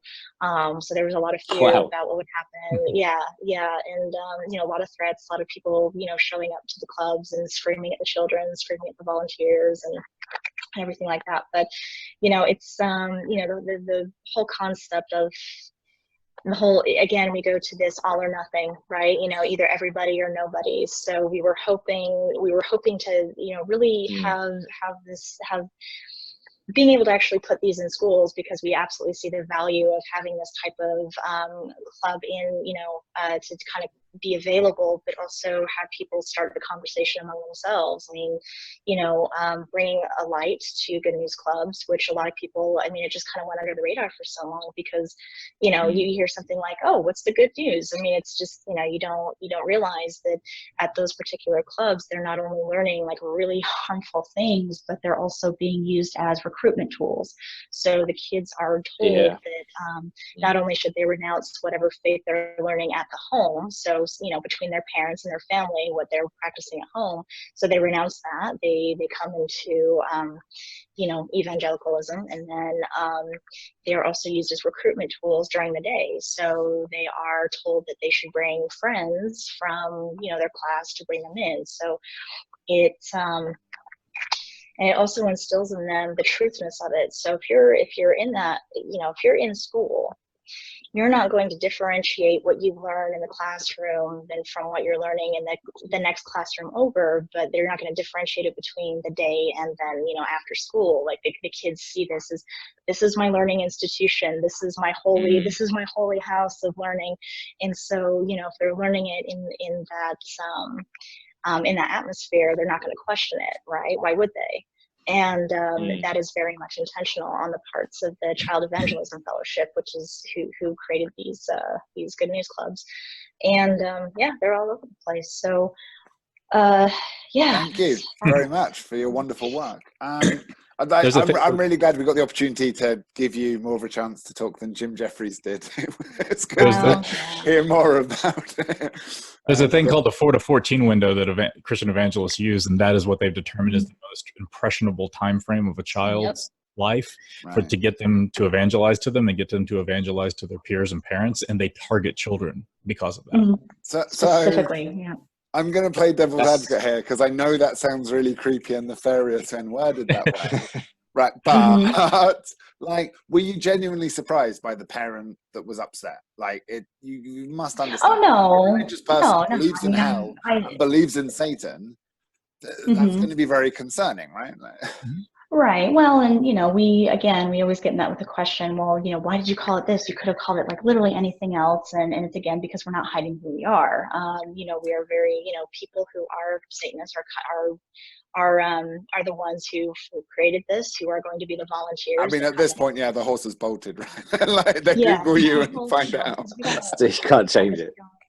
Yeah, because we're very open about what we're teaching, and we're open about the fact, what our goals of it are, and we're very open about who we are. So, unlike the Good News Clubs, which are trying to, have a very cute sounding name that absolutely masks the horrific shit that they teach these kids, we took the opposite approach. There's no need for us to hide behind, So again, I reckon, devil's advocate, right? And also, I reckon you should have gone with a different name of the Even Better News Club. Well, and it's also, so the other part of it too is teaching kids concepts of being confronted with something that seems like scary, or being confronted with something that seems weird, and being able to learn more about it and then realize that it's not as scary as it is. So a really good example of that is we do have some curriculum that addresses just that. So we use like bats, for example. Why are bats scary, and what makes them scary, and they talk about oh, they got fangs, they fly, they look weird, whatever. And then you teach them about, well, this is actually like, these are, there are different types of species of bats. This is how they feed themselves. This is how they feed their babies. This is how they, go about their day. And so for learning about this thing that they first thought was scary, they're learning that, oh, there's really not that big of a difference. Oh, like I can relate to that. Oh, oh, that doesn't seem so bad. So, that's kind of one of the things that we teach. And so when we call it After School Satan, the word, being confronted with like the word and realizing that it's not as scary as it, as people make it out to be. Like, okay, but couldn't the Christians argue that teaching about hell is doing a similar thing? Like, well, I mean, but that doesn't represent us. No, but like, you did portray it in a very negative way, and I am interested. Like, is there, research-based evidence that teaching kids about sin and hell is psychologically damaging? Yes. Is there research? Yes. Yes. Yeah. Well, think about this. Think about this. And now lay me down to sleep prayer. A child going to bed every night, wondering if they're going to go to hell before they wake up. Because they're afraid. They're taught to be afraid, and through fear, they good are anecdote. Can you do you have research you can share with me? Like, I'm not trolling it. Like, that's a reason. I have seen research on that. I'd have to look it up. I have to find my sources on it. But no. Like, obviously, it's podcast, so in good faith, like, we can share our long form research afterwards. But I would be interested to see it. Yeah, I'm always about the whole show the research thing. Yeah, it is, and using, and so they use fear to keep these children in line and to convince them that their way is the right way, and even especially if it is against what they're learning in their own home. So they tend to try and be converted, so they want to convert these kids too. But again, from their perspective, right, their way is the right way, and what they're doing is good. They're always righteous in their belief. They're saving souls, right? Like, in their and that's the problem with moral absolutism. Yes. Yeah. No, I'm not disagreeing. I'm just saying, this is what this podcast is about, exploring the nuance of it, right? Like, it's one of those interesting things, because with that belief system, you are allowed to force your beliefs. You're allowed to tell somebody they're wrong. You're allowed to tell somebody they're going to burn in hell, and it's all for their own good. And it's offensive to disagree with them. Yeah, if you disagree with them, they are incredibly offended. But Yeah, also, so it's where good for the person you're offending too, right? It's like, okay, they might be shouting at you saying you're going to burn in hell, but they're doing it out of love as well. Oh yeah, I'm doing for it for that your own person. good. Is the answer you always get. It's like Looking at it from that Yeah. point, from their worldview, right? yeah, and that's what makes it so bad, is because the people are absolutely convinced they're doing the best thing they can for you, and that you're wrong. which people have used as justification for all sorts of witch hunts. I am literally hanging you for your own good so that you can be, free from Satan's influence. Killing with kindness, literally. Killing with kindness. No, I think you guys have done a brilliant job, not just in this call, but in general. It sounds like from sort of balancing that tightrope, and I think the key comes not only from the tenets, the idea that there's no absolute right, and you always have to self-doubt and question yourself, reflect, but also I think like your selection criteria. So you have a bunch of different people, and so to make that work, you're clearly able to have differing opinions and handle that. And I think, to hark back to what you said earlier, I really like the point about intent being key. And I think people on both the left and the right, or whatever political or spiritual or whatever divide, they miss that, because people get things wrong all the time, especially with like text-based communication, which you guys probably do a lot of. It's very easy to not know someone's history, not be able to read it and be like, did you mean to misgender me there? Or like Tone in text, yeah. Yeah. And sometimes it is like, I'm sorry, I'm just ignorant, but now I'm learning. Okay. And if you don't give people that chance, absolutely. Well, and even, things get lost in translation a lot too. I mean, even just, even within the United States, we have cultural differences, even like, across state lines. I mean, people like say how they communicate in New York is substantially different than how people communicate in California. And so even, they've got these cultural differences that causes a lot of antagonism, antagonistic feelings even within our own groups, because that plays a lot into it, but like the intentions are never bad. So again, intent is key. Yeah, that's one of the things that Shirley's bringing up, the multiple cultures across the U.S. that we have to deal with. I've spent a lot of time in Europe and had to explain to people that each state in the U.S. is often as big as a country in Europe, and they have their own culture per state in a lot. And we've got 50 of them. So, it can be quite a challenge to communicate and get your message across to everybody. Yeah, and I think harking back to Finn's question earlier about how forceful you can be with your opinions, I think I very much used to be of the opinion that the Oxford debate hitch slap, right? Like if you could just outgun someone intellectually and be like, boom, boom, boom, and I've preempted all your fucking points, and here's why they're all dumb, boom, boom, boom, winning, yeah, right? And unfortunately, I'm like, okay, Charlie Sheen. Stop flattering me. I'm blushing. He could have taken that as a compliment. Nicest thing anyone's ever called me. But I think as I'm growing older, maturing a bit, mellowing out, I've realized that if you haven't persuaded someone, that's your fault, right? Like you can't just be like, oh, it's clearly they're an idiot, next. And I've realized by having these conversations, make a better argument. Yeah, it really is your job to persuade someone, or if you can't, probably you haven't even understood their point yet, and you need to start there. So it sounds like you guys have a lot of interesting disagreements with a lot of varied, intelligent people, and that sharpens the tools, right?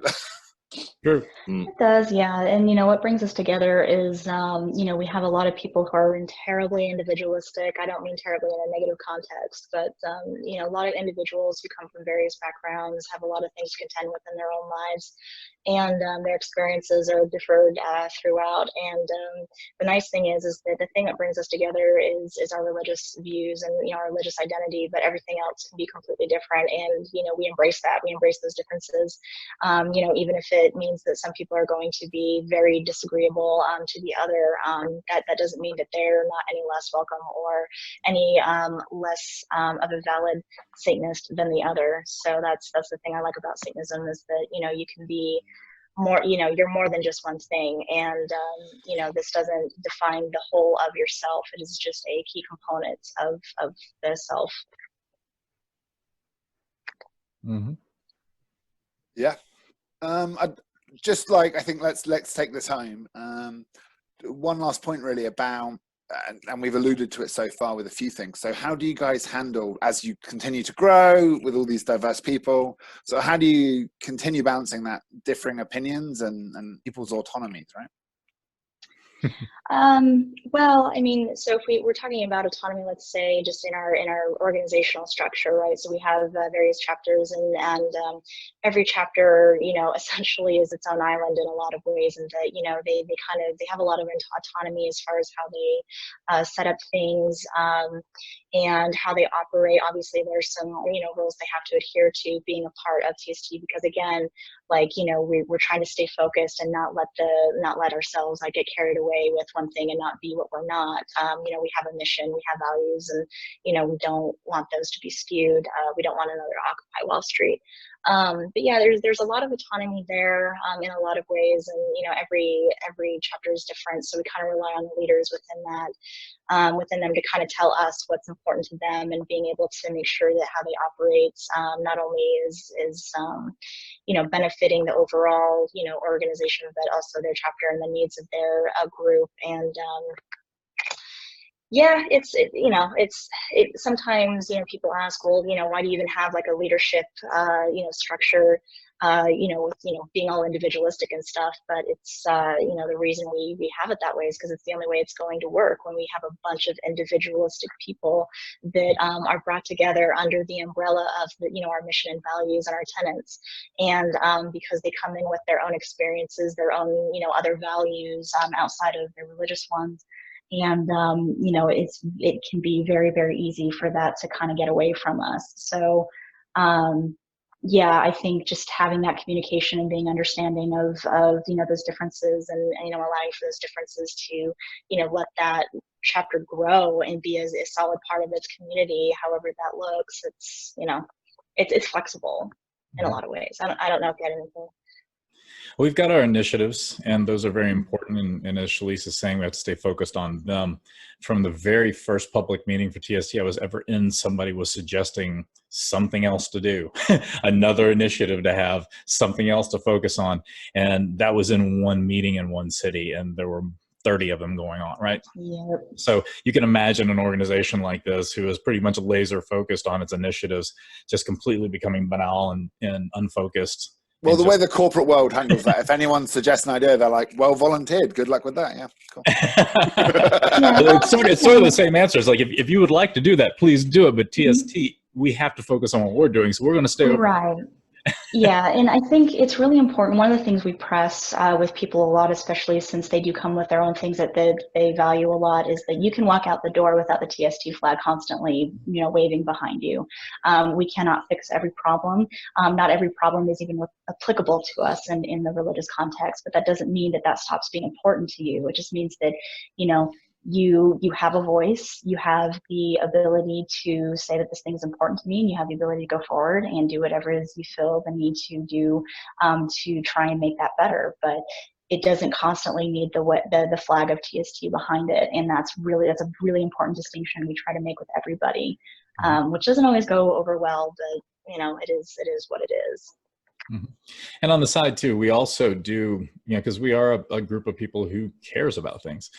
We do a lot of donations to various shelters and organizations that help people outside of our purview. As part of the chapters, they will do like an event, and they will try to raise money for TST, and they'll have people bring, you know, food goods and non-perishables and things like that, so that we can donate those to women's and children's shelters and things like that. So we do a lot of good on our local communities, and that allows the chapters to do that kind of thing and have that type of outreach and that community intervention and help and things like that as well. So we're not just solely focused on what we're doing, but we have to maintain, we have to keep looking in that direction.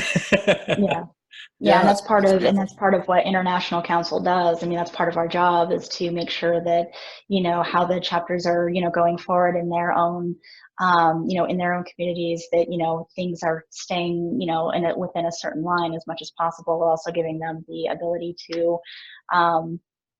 you know, do those kinds of things that are really important to them and in their own. And yeah, so we're kind of the ones that just kind of keep the ship going in the one direction. Yeah, no, keep up the good work, please. I think the Occupy Wall Street analogy was a particularly astute one. Although, like, I don't think they ever got a fair run with the media, right? Like, so often they were like, oh, no one knows what they want. It's like, no, they had a few quite clear demands about, you know, non-austerity, don't bail out the banks. Yeah. But you're right. Like, if you don't have that leadership, then you fail to control the narrative, and that's what you guys do so well. As I said, is you control the narrative very well. Yeah, well, we have to, or else, you know, there's so many people that I can want to do imagine so what many if things. it is, and if you let Yeah, the media there's run with it so themselves, Sure.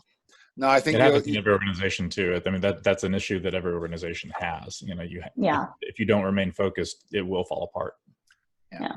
And you guys have this. I mean, it was interesting when I was preparing for this. I saw you have this sort of tense balancing act between sort of your tenets that talk about struggling for justice and the right to offend, and you say that's like more important than laws and institutions, but then by definition you are an organization with tenets. So I'm sort of interested in how you do that. But now I've spoken to you, I really sort of understand that you're okay with that constant complexity and never being certain that you're right and that there's one clear answer like that.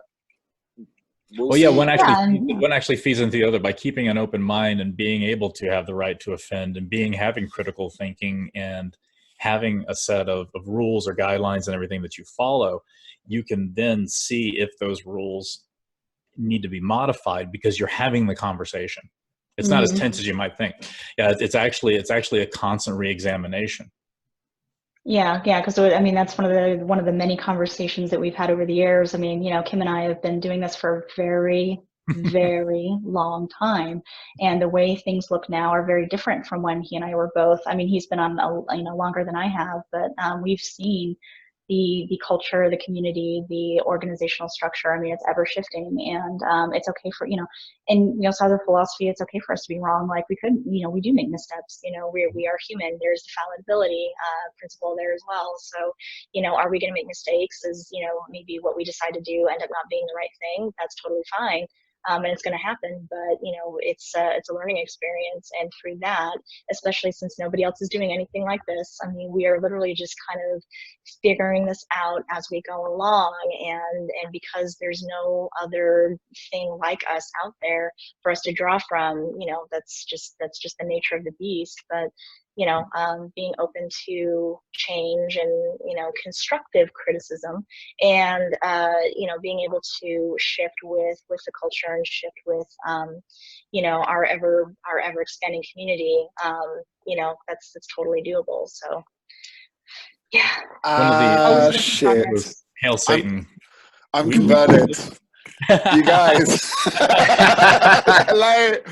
What can I say? This is the most beyond binary religion I've ever encountered. I'm falling in love right now. we admit fault. We've been wrong before, as Shirley says, and when we are, that's the beauty of what we believe, is that we can make corrections on that. And one of the things I was going to mention, we alluded to it earlier, and I don't think we've actually stated it, the documentary on TST called Hail Satan, with a question mark at the end, Hail Satan. That was done by somebody besides us. Yeah, Hail Satan. That was done by someone besides us, and they did a fantastic job on it. And it was one of those things where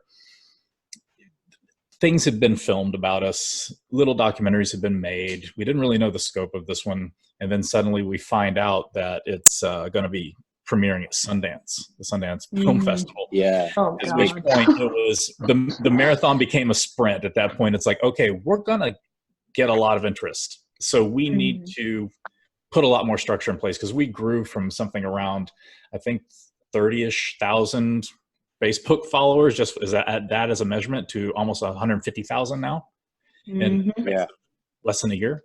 And so it's been an incredible growth period.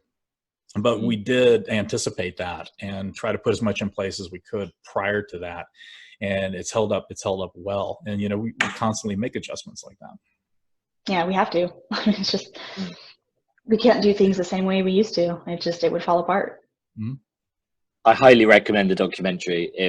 I really didn't know anything about you guys before, and watching that, I thought it gave a really good insight into the way what you do, how you act, who you are. Dispels the myths. It was entertaining. The story, the cases in the documentary were fascinating.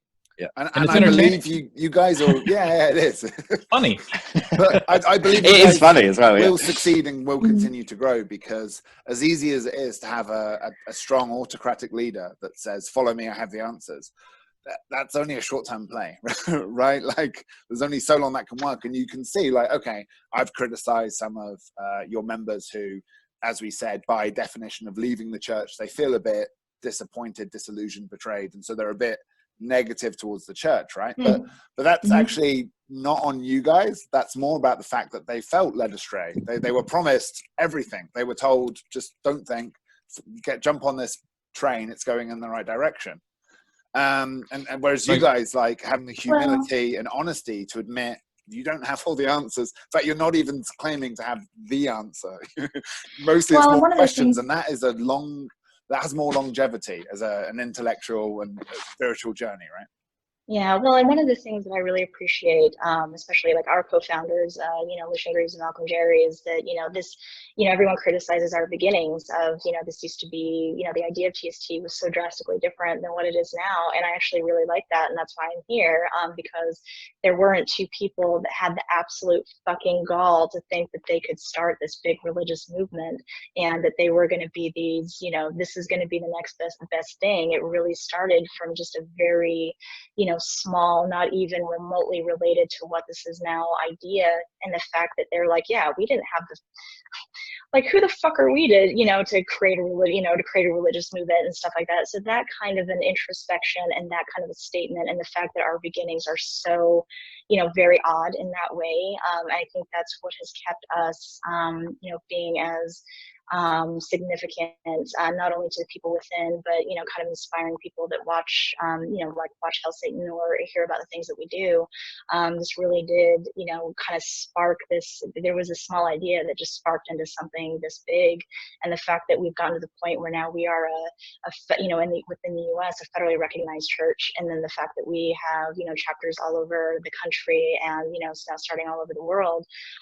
That's it was just a small idea. It was just this one small idea. And I think it's really cool that it's evolved to what it is, and the fact that we're going to be ever evolving with it. Grand. Guys, thank you so much. That was, I'm just left with a lot to think about, and also writing a note. You guys remind me of Krishnamurti. Do you know him? No. Brilliant philosopher, and it was I think during the 60s, all these people going to America for spiritual enlightenment in India, and they formed this religion around this guy. It's called the Order of the Sun or the Starfin?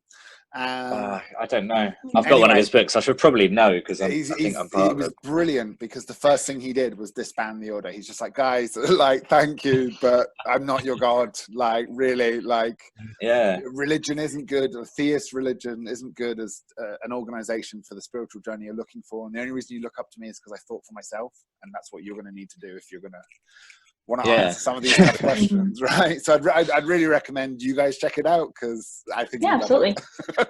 One book that I've read by him is called Freedom from the Known, and he basically does that for several chapters. It's quite a small book, but he basically goes like, nah, you don't need me even. Just go and do what you want to do. Just think about it. Always looking for things like that. So. Yeah, the other thing I'd really recommend is everyone listening, check out Kim's superb band, Denied Grace. If you ever wish that Korn and New Order had children, I think they sound something like that. I love it. So it's jazz, is it? Modern jazz? Yeah, there's a spoken word jazz song on there. There is a bit of jazz in there, isn't there? Has there? That is actually a tribute to the amazing women I've known, friends, girlfriends, family, all these amazing women that I've known. I was just thinking about it, and I was like, it's about a person, but it's the characteristics of all these wonderful women I've known. So right, awesome. Yeah, definitely go watch the. Go watch the video too. Yeah, you directed that yourself, right? Yes. It was one of those moments where I was like, is it impolite to masturbate to a friend's music video? I am asking for myself. I think it's impolite not to. What kind of friend are you? You should, yes. That's fantastic. I love it. Yes. I was gonna ask, she did send me that text, and I was just, I don't think I blush often, but I did that. I was going to say, actually, like, there's quite a sexual element to some of the rituals you guys do. Is that just to offend the Puritan Christian right, or is it good PR, Yeah, well, or is it just a bit of fun? Well, I mean, you're talking about a group of people that have, liberated themselves from a lot of puritanical, upbringing, and also, sexuality is one of those things that we are taught to be very repressed in. So part of being a Satanist is to liberate ourselves from stuff like that and to embrace that part. And for women especially, this is, we are part of our sin, our natural sin is our sexuality, and so you see a lot of Satanists who utilize a lot of either the imagery, or they utilize a lot of the acts within their ritual or their everyday lives, and this is our liberation. This is an embrace of what makes us human, and a beautiful part of being human, and to put that in our outwardly, whether we're sex workers, whether or not we utilize them in ritual, or we make ourselves altars, like women as altars. How, especially for, when that became a concept in the 60s with LaVey, like how fucking liberating would that have been? Like all of the, this grand thing happening on my body that is worthy of being something. That was a big, profound thing back then. And so, now into the future, into where we are now, it's a big part. It is a big part, and it is not to be against any, again, like, we're not anti-Christian, we are anti our repression or oppression, and so part of that is our sexuality. So that's why we're very sexual human beings, and some of us aren't. We also have people that are asexual, and that's not a part of how they've kind of liberated themselves. So embracing the fact that that's not a part of how they express themselves, that's also liberating as well, because there's also some more expectation depending on what gender you are. Being sexualized is expected. So if you're someone who's asexual, being very open about that and being like, yeah, this is who I am, that's profound, because you're also stepping away from that expectation placed on you. So it's, yeah, you do see a lot of that, but it's not everything, but that's I think, in my experience, and for when I come from, that's kind of what it's inspired by. Exactly, and it's a removal of the shame, the puritanical shame. Mm-hmm. Yeah, there's no shame. Mm-hmm. If it feels good, if you have consent, all those things that you're supposed to do in those ways, without all the guilt and all the oppression. It's a beautiful thing to have that freedom. Yeah, and it can be as vanilla or raunch as possible. Yeah, it's like if you're through consent and a willing partner, beautiful things can happen. Mm-hmm. Guys, or you can just do it all by yourself. Best recommendation for a music video I've ever heard. Everyone go and enjoy it. I'm gonna watch it now. For sure. Mm-hmm. Anything else we can promote for you guys to thank you for such a really great interview?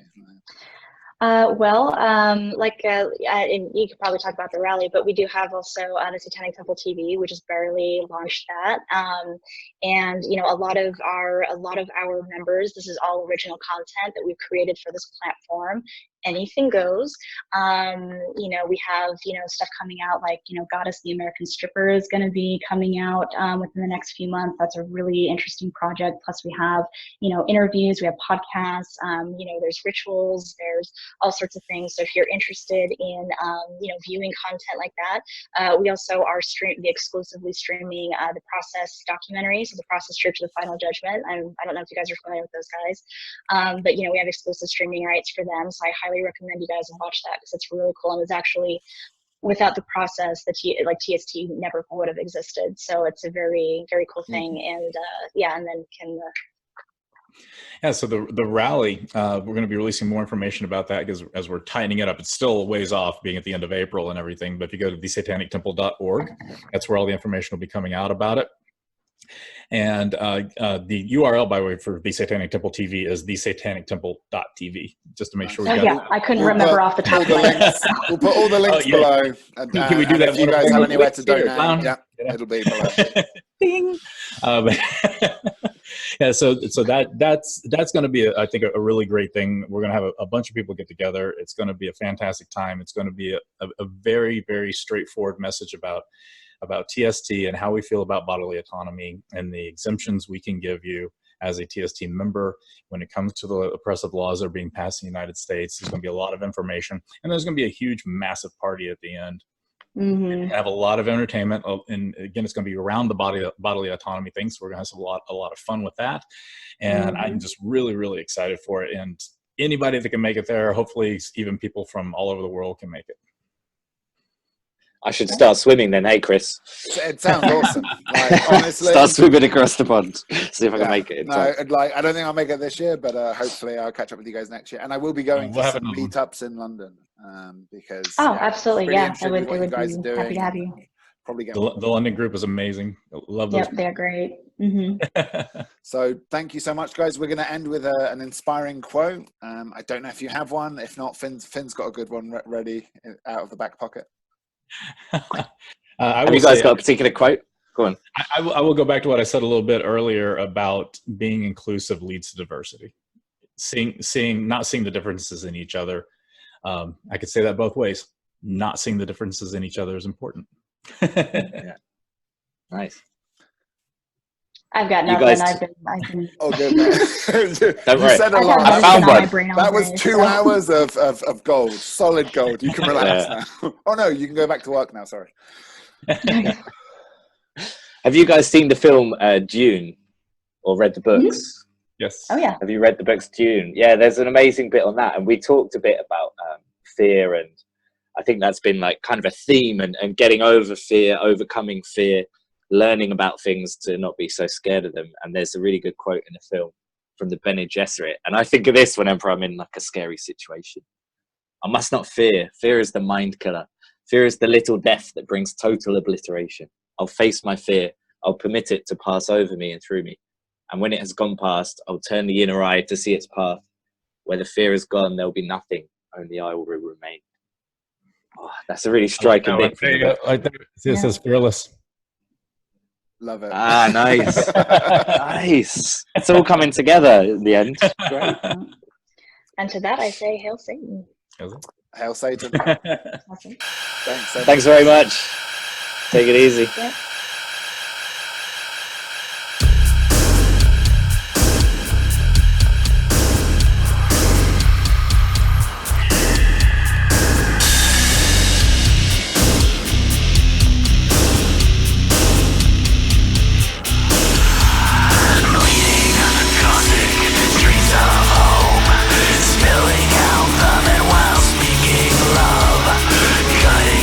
Life off with a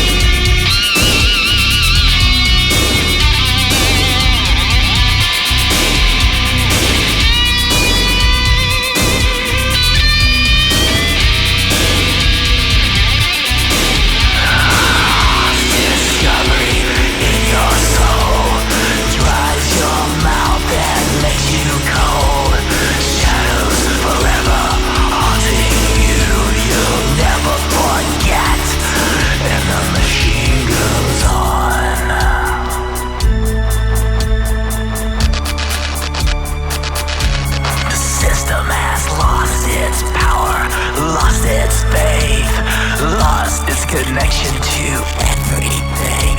It is self-aware to self-destruct. This shell feels like it's someone else.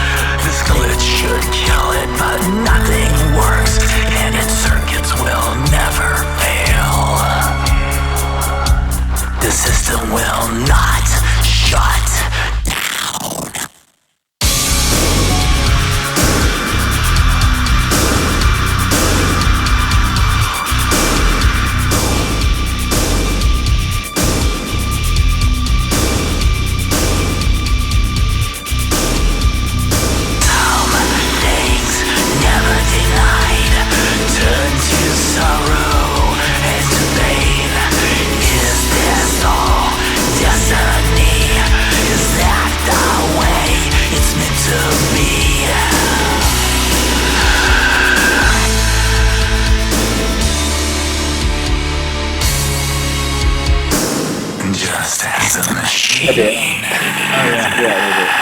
You guys are so well media trained that I don't think there's much of a cut, right? I'm just going to smash it up there. Whoever's got time for a 2-hour discussion, cool. And whoever doesn't, then yeah, all right, whatever. Yeah, definitely had a lot of practice. Are you going to multicam the video or do the Yeah. I mean, it'll normally be just like a full screen version of all of our heads, so we look like the Brady Bunch. It'd be nice. Okay, cool. Do you want to put your music on the outro, Kim, or not? Up to you. Sure, I'll send it to you if you want, or you can download it, whichever one. I just don't know who, because I've got loads of musician friends, and I'm not sure who could I contact and be like, hey. We should totally put Kim's music in this one. Dude, if you're okay with that, I vote for that. You have me on recording saying you have full permission to use it. Awesome. Brilliant. Right. Guys, I'll let you get back to your lives, but I hope you enjoyed that as much as I did. That was awesome. It was very enjoyable and actually very nice to talk to you both and meet you and things. You seem like likewise. Likewise. Check out any of our. Yeah, go on. Yeah, I was gonna say, let us know if you need anything else, and then we'll, definitely help promote this once you guys make it live. And then, if you guys are interested, I really feel like you guys would really love to talk to our director of Grey Faction. So, if you guys are interested in that, let me know, and I will give you his contact information. Yes, let me do this. Near and dear my heart. Yeah. Religious series first, because it's so funny. I was so excited to talk to you guys. I'm dreading talking to the Catholics, and I know why. It's because I'm gonna have to raise the topic of child abuse, right? I like playing devil's advocate, and you can't be like, so where's the moral authority when everyone's raping kids? What? So I'm dreading that conversation, because that's going to be like maximum awkward. But at least you're having the conversation. Well, like I say, if you're going to have some moral authority in the world, you kind of need to be able to answer that question, right? Unfortunately, if it's a priest you're talking to or somebody like that, I don't know who you're going to be talking to, how far up they are in the organization. Yeah, it will be. Yeah. Yeah, because they generally have so little ability over that or power over that, and I think a lot of them feel, like the Catholic priest that's a friend of mine feels very, very much a victim of what they've done, because he didn't have any part in it, and he doesn't agree with what they did. I can't believe I'm about to defend this, but I can't help but play devil's advocate. So, if you look at other groups with access to kids, scouts, teachers, whatever, you have to be statistically. Are they worse? Like statistically. Maybe slightly, I don't know, but there's an argument that where there are kids, there is some rate of that. And then I'm also, and I don't have research for this, but just working on this pet theory and I think part of it comes from and then again, this is the church's fault, the conflation of homosexuality with paedophilia, and any sort of person that's classed themselves or considered by society as a sexual deviant, and it's like, okay, I'll go get thee to a nunnery, right? Like if I go and become asexual, that I'll stop from the bad sex I want to have. And maybe there's an increased proportion of pedo priests because of that. Right. Well, it's definitely editing out this conversation, Jesus. Yeah, This is all cut out. Right now, it's just Kim's music playing out. Sometimes we put a bonus conversation at the end. It could be one of them. No, let's not have a frank conversation about paedophilia for the outro. Maybe not. All we can say is that we absolutely think it's abhorrent, and they're actually, like the Church of Satan, one of their Satanism's in general core tenets is do not cause harm to children. Yeah. And no other religion has that. So Yep. Yeah. And Well, it's funny. I mean, this is a little bit of a different thing than that. But if you look at some, or these institutions that have been around for so long, the Catholic Church, they've got rules like the birth control rule. That's obviously in place because they needed more Catholics. It's obviously that, and they've kept that in place all this time, and it's harmful at this point. And it's a thing that needs to be pushed away to the wayside. But back, if you're talking back during the Crusades and everything, and they needed more of their army than the other, and it was about population control and well, and this came from my research on expansion. religion as an evolutionary group adaptation, right? So it just makes sense for more and more groups to team together, right? So Europe used to be all fighting, and then, no, we're all Christian, it's fine, right? So you just had larger and larger groups. If it wasn't for Vlad Tepes, we'd probably all be. I'm going to Google Vlad Tepes. Dracula. Oh. If it wasn't for him, we'd probably all be Muslim, because when the Muslims came over the ridge and they were getting ready to come down through the area in the Romanian area where he was, they were kicking the shit out of the Christians, and they got to that point and they saw a forest and they're like, there's no forest here on their map, and then they looked out, they sent a scout down and they found out it was people on spikes. And by the way, when you impale people, if you impale them on a sharp spike, think about this logically, they slide down to the bottom. The way you actually impale someone is through the anus. In a double stick. So there was I love Chalice. Like people on sticks like that. Logical. And they basically said, if someone is willing to do this to their own people, we're going to go home. We'll let them be. Yeah. Yep, we're going to let them be. Yeah. So Vlad Tepes is the reason most of Europe is not Muslim. There we go.